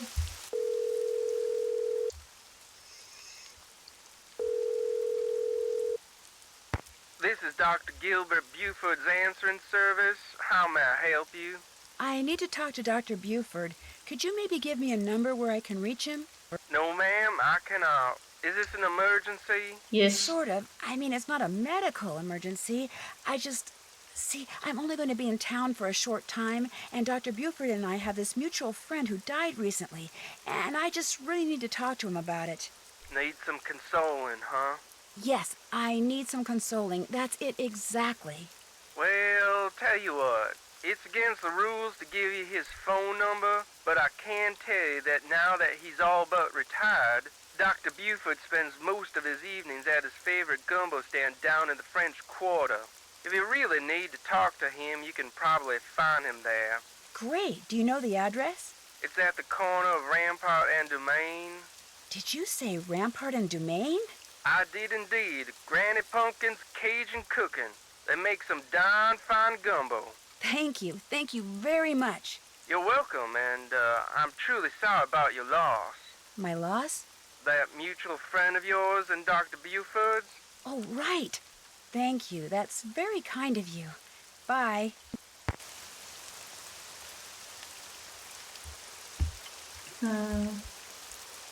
Okay, sorry. Lilbo, I had a 6-year-old come up to you while you were checking out his products. He was like, do you mind if I ask how old you was? It's like, yes, personal information, fair enough. What that would shut him up. No, he went on how he wanted to know what from me, and started saying, oh, that's just so creepy. Like, have they just never spoken to another human being before? That's the only thing I can really think about in that situation sometimes, because, oh my god. Just no boundaries and think, well, you're below me because you're in retail or hospitality, so I can get away with whatever I want. No. No, there's horrible human beings and I hate them. Hi, Bess, it's me. I'm sorry you went through that stuff as well. Tell me everything. Well, let's see. Since the last time we talked, I was just about getting ready. Interesting stuff. But the reason I called is, I need you to talk to this doctor named Gilbert Buford, who, as it turns out, likes to hang out at a gumbo stand called Granny Pumpkin's Cajun Cookin', which should be right across from our hotel. You just want me to talk to him? That's it? Nothing nefarious? No black ops stuff? He was Bruno Bollet's doctor, and apparently his best friend, too. I just need for you to see if he thinks there was anything weird about the way Bruno died. What do you mean by weird? I mean, I kind of think maybe Bruno was murdered. Murdered? By whom? That's what I'm trying to figure out. Everyone's a suspect at this point. Including this Gilbert Buford guy? Well... Great, I'm gonna be chatting up Jack the Ripper. Oh, I'm sure the guy's fine, but be subtle, just in case. Well, I can see the gumbo stand from our balcony. If he's the guy that's sitting down there, I guess he looks harmless. Okay, I'll go talk to him. Thanks, Bess. Let me know what happens. Cheerio. Cheerio. Sorry, excuse me. Lilbo, like, what 6-year-old would think a young woman would want to date him unless he's a millionaire? Yeah. Yeah, honestly, I don't know with some people, like, yes, in the case of unless he's a millionaire, hell yeah, hit yourself up a sugar daddy. But, like, yeah, if you're just, like I guess, even if you're not, you obviously have things to offer. But, like, if you're a complete stranger and you're doing the whole customer to worker power play, essentially, to try and hit someone up, like no. Like, that's rude and disturbing, and no.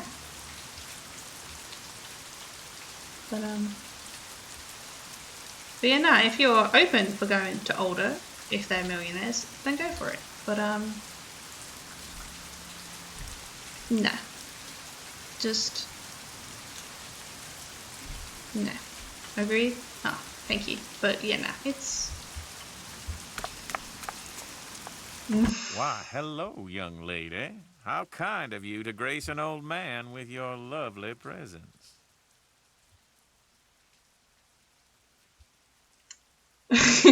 Speaking of, oh heck no, and all the men in my area are not attractive looking. Oh, that sucks. I mean, My I know name's if you're not Bess interested, Marble. I'm it's looking for obviously Dr. like Gilbert ignore it. Buford. But Well, sometimes it's it's a nice pleasure to to have eye report candy in the goodbye, area, and if you don't, indeed. it's really upsetting. Excuse me. Who was I?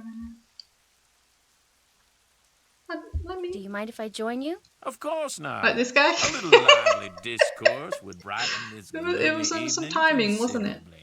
This here is my favorite spot in the whole city. Delicious gumbo, pleasing view, particularly now, I might add. Oh. I'd like to ask you some questions about Let Bruno this guy. Bollet, if that's okay. I'd prefer subject matter of a happier nature, but I do not want to seem inhospitable, so what is it you want to know? I meant first time playing this when I was younger, I thought, oh, he's just being a nice gentleman. But the older I've gotten and the more different interactions I've had with people who do speak in similar ways, and I now feel very uncomfortable in person around them. So I don't like him as much as I did when I was younger. I thought, oh, he's just a cool doctor, and he's really nice to Bess.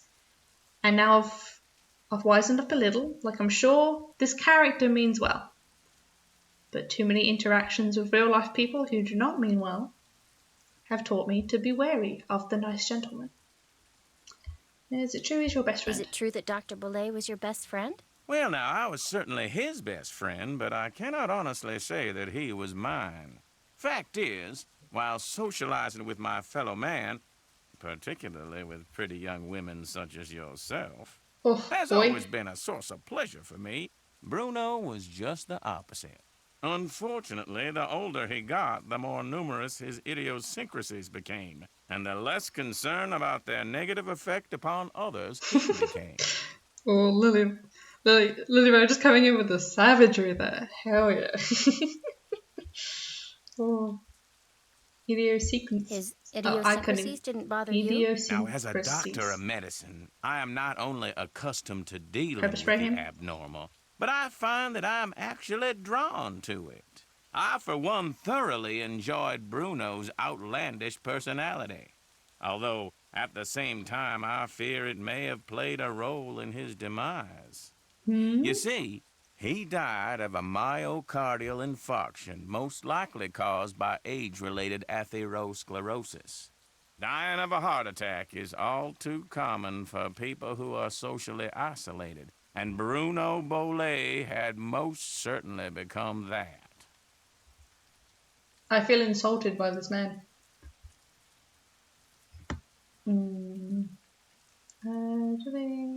Did they do an autopsy? Did they do an autopsy on Dr. Bollet? No. Given Bruno's advanced age and the absence of any indication of foul play, an autopsy was deemed unnecessary, and the body was cremated according to Bruno's wishes. But that makes sense. You don't really do an autopsy unless you have suspicion before suspicion before the burial method takes place. I hear that you're a member of the Jolly Rogers crew. Is that true? Perhaps I am. Perhaps I am not. I'm sure someone as charming and attractive as yourself has her share of secrets, too. I'm getting whiplash from this man now. Be that as it may, just what is a crew? Crews are organizations whose primary purpose is to put on parades during Mardi Gras. They also put on fabulous parties. Very private parties. Members only. Some consider crews to be private clubs. Secret societies is a term others have used. However, back in the 1990s, the city decided not to issue the Jolly Rogers any more parade permits, unless they opened their crew to pretty much anyone who wanted to join. So, refusing to be blackmailed, they chose instead to simply not put on parades anymore. As far as the city is concerned, the Jolly Rogers no longer exist. Do they do still exist? Are you saying the Jolly Rogers do still exist? Perhaps. Perhaps not. Doctor or not. Yeah, it's... Yeah, it's so hard these days, because, like, even if, like, he does generally mean well, it's a warning flag for anyone at this point. So it's only best to really speak in that manner, which someone has warmed up to you and is comfortable with you, not your first conversation, like our current meeting with Bess. But it's not always how it works, unfortunately. So we get bad interactions on occasion. Did Dr. Boulay ever say anything to you about owning a crystal skull? Why, yes. Yes, he did. In fact, he showed it to me once. Said it had magical powers. Said owning it was going to allow him to live forever. I thought it was utter nonsense and told him so. Well, he didn't appreciate that at all. Refused to talk to me for a full 2 weeks. Damn. Where'd he keep it? Do you have any idea where he kept it? No. He was terrified that someone would steal it from him, so he told no one its location. Not even me. Tell me, Miss Bess, what do you know about that crystal skull? This friend of mine, who is also a friend of Henry Boulay, you know, Dr. Boulay's great-nephew. Anyway, while she was visiting Henry, she saw this book in Bruno's library about the legendary crystal skulls and was kind of intrigued and thought that since Henry said that you were pretty much Bruno's only friend, maybe Bruno had said something to you about it, and as it turns out, he had. That's all I know. I see. Well, much as I'd like to believe that skull holds the key to immortality, I'm afraid Bruno's passing proves it's worthless. Although it would make an attractive paperweight, as I recall. Tell your friend not to give it another thought. That's right. Do you think they need an etiquette class in the school system as how to talk to people? Yeah. Yeah, definitely. There should at least be like an etiquette thing in like school, or just obviously like people wisening up and teaching the current generation the etiquette they need these days. Would be a massive help, because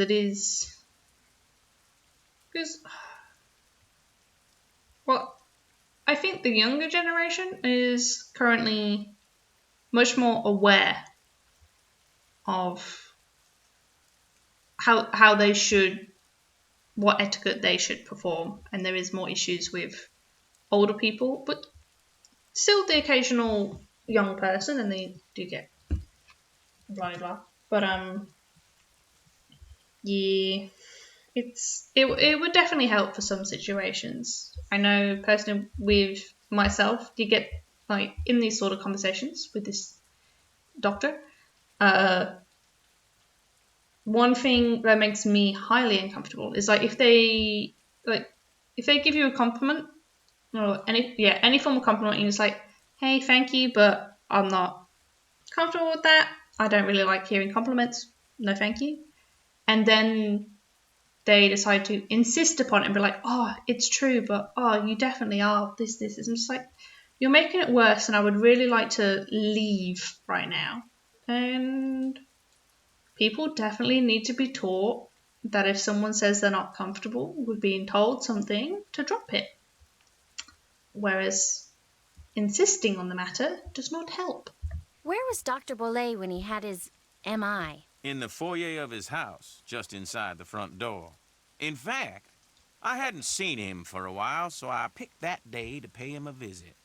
I walked up to the front door, found it unlocked as usual, opened it, and there he was, lying on the floor in obvious distress. The next thing I know, his housekeeper came running in and started shrieking and carrying on, until finally I sent her out of the room so she could summon an ambulance, and I could once again hear myself think. Then let's see. Then I knelt down and saw that he wasn't breathing. So I pulled him away from the doorway so I'd have more room to work on him, and began chest compressions. I continued until the medics arrived, but nothing they did made a difference either. Was he unconscious? Was Dr. Boulay unconscious the whole time? Yes, he was. Can you remember anything that might indicate what he was doing by the front door? I mean, had he just come in from a walk? Was he wearing a hat? Was he holding anything? Had he dropped something? An umbrella? Sunglasses? Wait a minute. Why, yes. Yes, he was holding something. A piece of paper. And on the floor next to him was an envelope. He must have collapsed while reading a letter. Do you remember anything So else? find a letter. Believe me, young lady, it's quite miraculous that I've remembered this much. Now, I know the letter was no longer in Bruno's hand when the paramedics arrived, so perhaps he released the letter when I moved him. And yet, I do not recall seeing it on the floor when they wheeled him out the door. Iggy. What's icky? Iggy. Iggy is an iguana Bruno befriended, then turned loose in his home. It soon developed the annoying habit of stealing paper and stockpiling it in the vent system. Okay, so Iggy has the letter. Are you saying an iguana made off with the letter Bruno had been reading? It would not have been the first time a missing document ended up in Iggy's possession. Renee would periodically call me saying the lizard had absconded with one of Bruno's prescriptions and would I please write her up a replacement. In any case, Bruno once told me he was training Iggy. Said he taught Iggy to retrieve the things it had stolen. Do you think it's possible that Renee caused Dr. Boulay's death by, say, hoarding the pills from those missing prescriptions and giving them to him all at once? No. Had he died of an that's overdose of the reminding me, just a medications I had prescribed, the manner of his death would have been quite different. But he died of a heart attack. Of that I am certain. However, I know for a fact that Renee is deeply involved in the practice of hoodoo. And as Bruno's housekeeper, she had ample opportunity to use it against my poor old friend. Okay, one sec. Our dear doctor has reminded me of something important.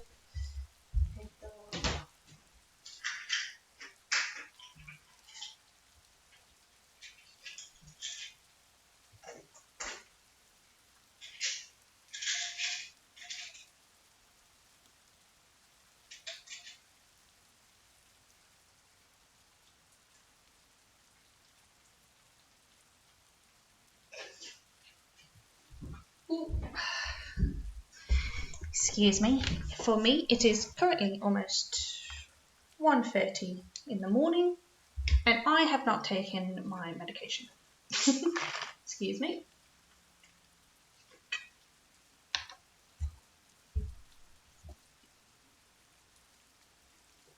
This is a public service announcement to take all your medications on time and not wait several hours after you were meant to take them initially. Oh, they taste foul. Excuse me.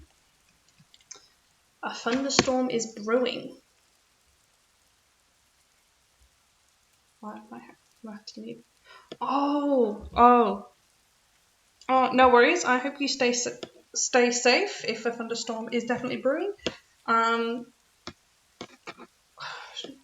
Truthfully, it is, like 1:30 in the morning, so I'll be finishing this up a little and probably be finishing it tomorrow. So, no stress. Why? Okay, here I am. Sorry, I'm back to normal. Does hoodoo work? Hoodoo really works? Young lady, never, ever underestimate the power of suggestion. If a person believes in something, even on a subconscious level, fantasy can easily become fact.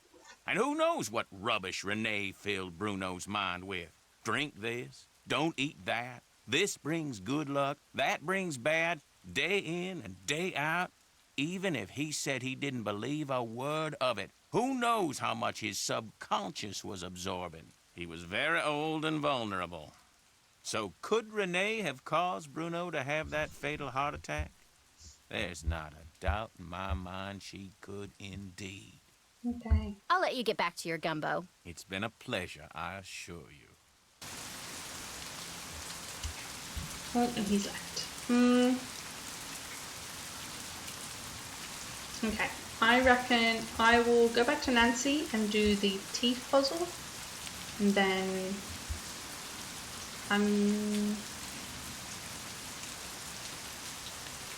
yeah, and then I might call it for tonight, and then finish this up tomorrow.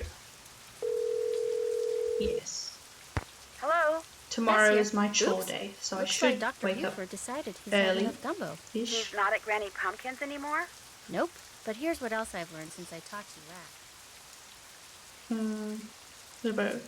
Yeah, you have to take medication before bed, and sometimes you'll be in bed and like, oh, Excellent. oh shit, Thanks I for the forgot. report. Yeah, Stay in touch. I do See it ya. way too often as well. I was like, oh, we've got to take it every day. So naturally, like tonight, I wait until the following day to remember to take it.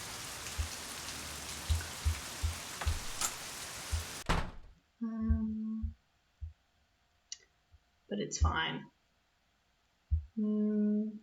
Okay, this is our primary teeth. I'm just going to load up the photo of the teeth poster I took, which is in my Photos app, 28 tabs along from where I should be. Okay. Okay, so we start with our, oh, how do I move this? There we go. Our upper right second molar, which would, is this going from the in or from the out?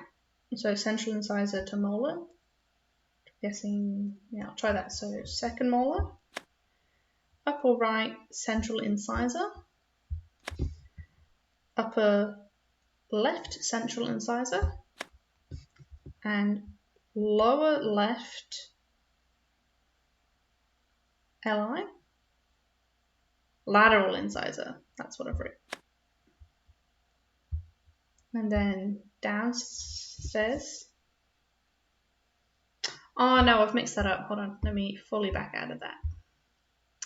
This puzzle makes you go, oh. Is it just a really bad one? Honestly, like, I'm okay with teeth stuff these days. Of course, I had to get prepped a lot for like having braces, but it's still not fun. Teeth. I'm grateful for having teeth, but there are times when I believe the treatment for them is overrated and time consuming. So these are the primary because they're your baby boys. So upper right second molar. Yeah, upper right second molar, upper right central incisor, which is this one. Upper left central incisor and lower left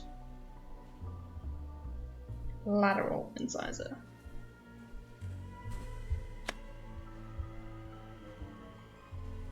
Okay, now we go up to the permanent, which is LRC, lower right canine, central and lateral canine or cuspid, upper left first bicuspid. So central, lateral incisor, first bicuspid. And then lower left canine, which is the third along. Then lower left third molar, which is the last one. That is a no. Oh, sorry, Lilbo, you had a dental implant done. It was crazy. Oh, is that the one where they just like, what is it? They just give you a tooth, essentially. Is that what that is? If my description makes any sense.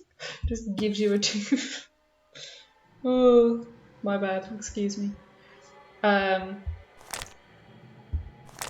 Where they have a tooth made for you and they install it into your jaw.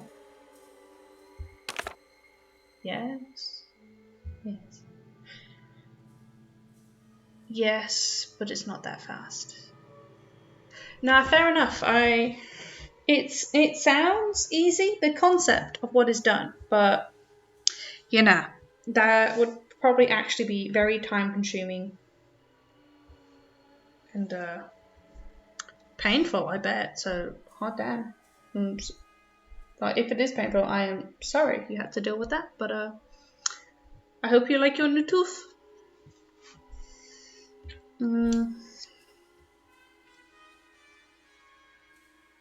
Just a sec. Filled upper right second molar. Yep. Extracted upper right central incisor. Upper left central incisor. Filled lower left lateral incisor. Yep.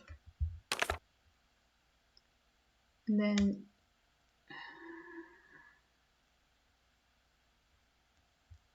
wait, 31488. Okay, so they are all in order.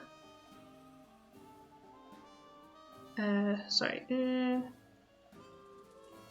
I was $4,000. Oh, that's expensive. Like, what damn? I didn't know teeth were so pricey. Well, braces are pricey, but I didn't realize the installation of one would be that pricey. But, oof. Excuse me. Extracted lower left right canine. Yep. Upper left right first bicuspid. Lower left canine. Lower left third molar. Permanent teeth history primary.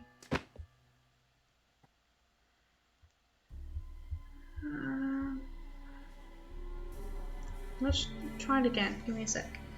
Upper right second molar. Let's get rid of that. So it'd be upper right second molar is the last one. Upper right central incisor is the first one.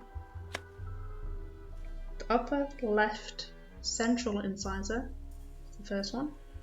Then the lower left lateral incisor is the second one.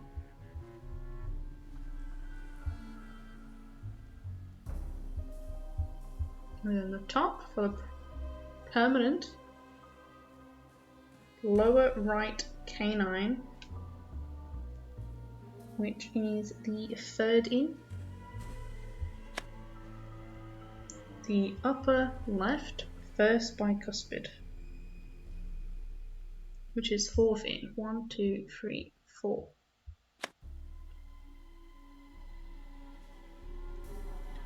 Lower left canine, which is the third. Then lower left third molar, which is last.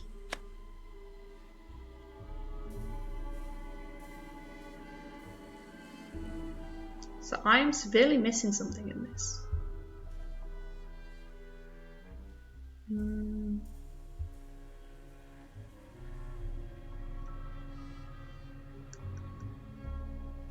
Sorry, America's healthcare system sucks. Yes, I've heard your nightmare stories of how expensive America's healthcare system can get, and I'm very, very sorry. But hopefully, within a lifetime, I'm gonna say, I'll give the way politicians are a little bit of credit. In a lifetime, that you guys get universal healthcare, because you need it. Oh Lord.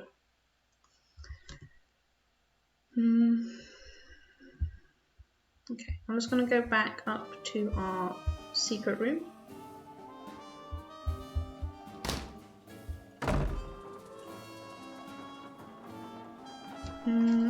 Hold on. No, this is...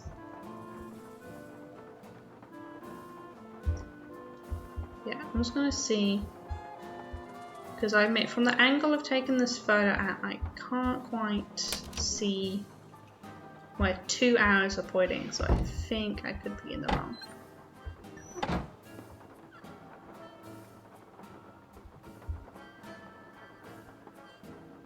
Yeah, so it is central in the middle, then lateral. Okay, hang on a second.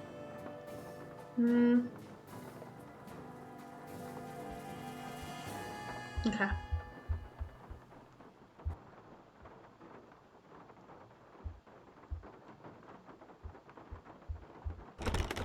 There must be another way out.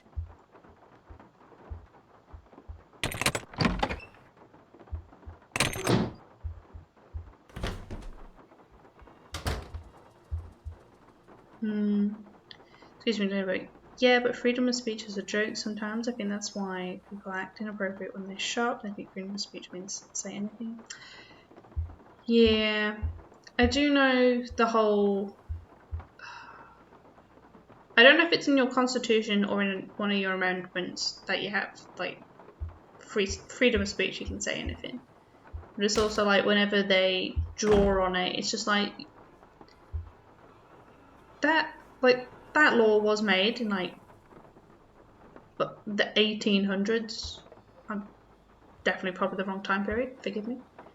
So like it's definitely outdated, or if it of course has if you of course can make an amendment to update it, you doesn't mean it's always go with the flow with whatever you think it is. And exactly. Oh, thank you for agreeing with me. But yeah, it's nah.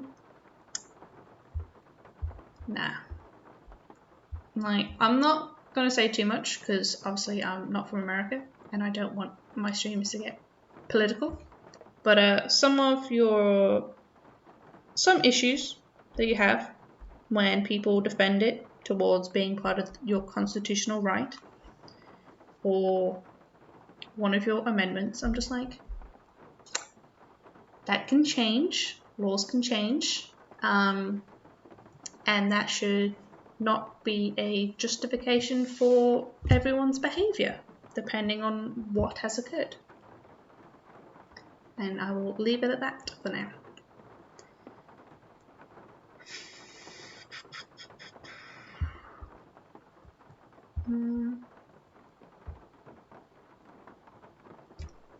Sorry, okay, so I definitely had these right, so maybe I'm just...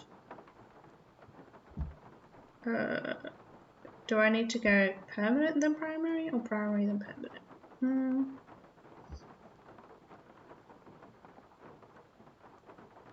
No, hold on.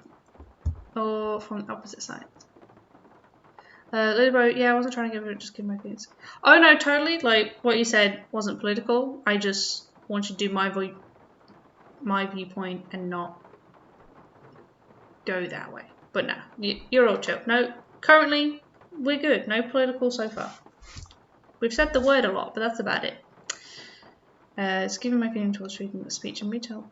Yeah, no, that's perfectly accessible. And besides, I was the one who brought up constitutions and amendments, so it's my bad.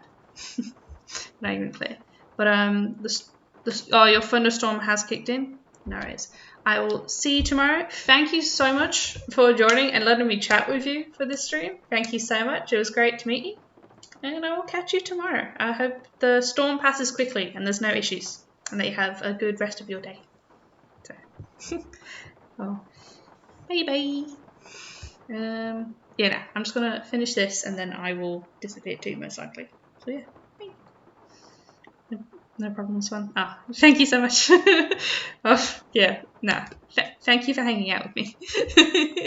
No, it was fun. I like chatting. Excuse me one sec. Upper right. Yeah, we're gonna start this again. Upper right. Second molar. Or unless is it flipped?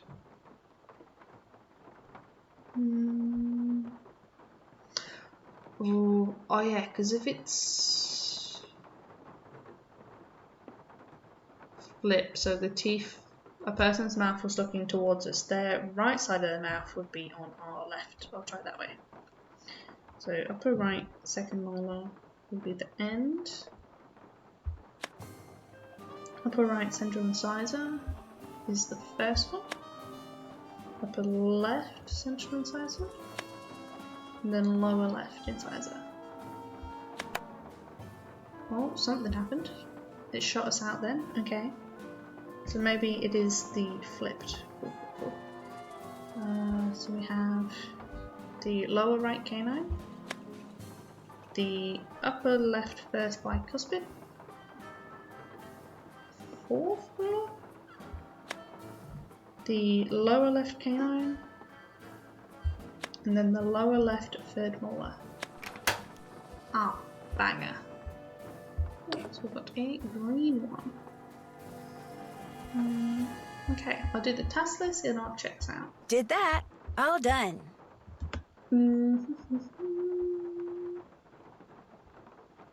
Where's our next task to check out? All done. We had a nice chat to Buford. Can't check that off yet. Need to get that. Did that. So I need to talk to Renee. Need to do the buzzards. Check. Follow the clues. That's on a piece of paper in someone's head. Haven't done that yet. Get the combination lock from the library. And open it. Call Bess and have a bit of gumbo. And check. Find the letter that Bruno was doing. Cool. Said that. Oh well. I will catch you guys next time. I'll be streaming again tomorrow. And yeah, we should be able to complete this, find this mystery. Probably find the crystal skull of Fabled Legend. And we'll make Nancy immortal with it. That'd be dope. Of all the second chances she gets and near deaths, she certainly needs a little bit of immortality. So yeah, I'll see you guys next time. Bye bye.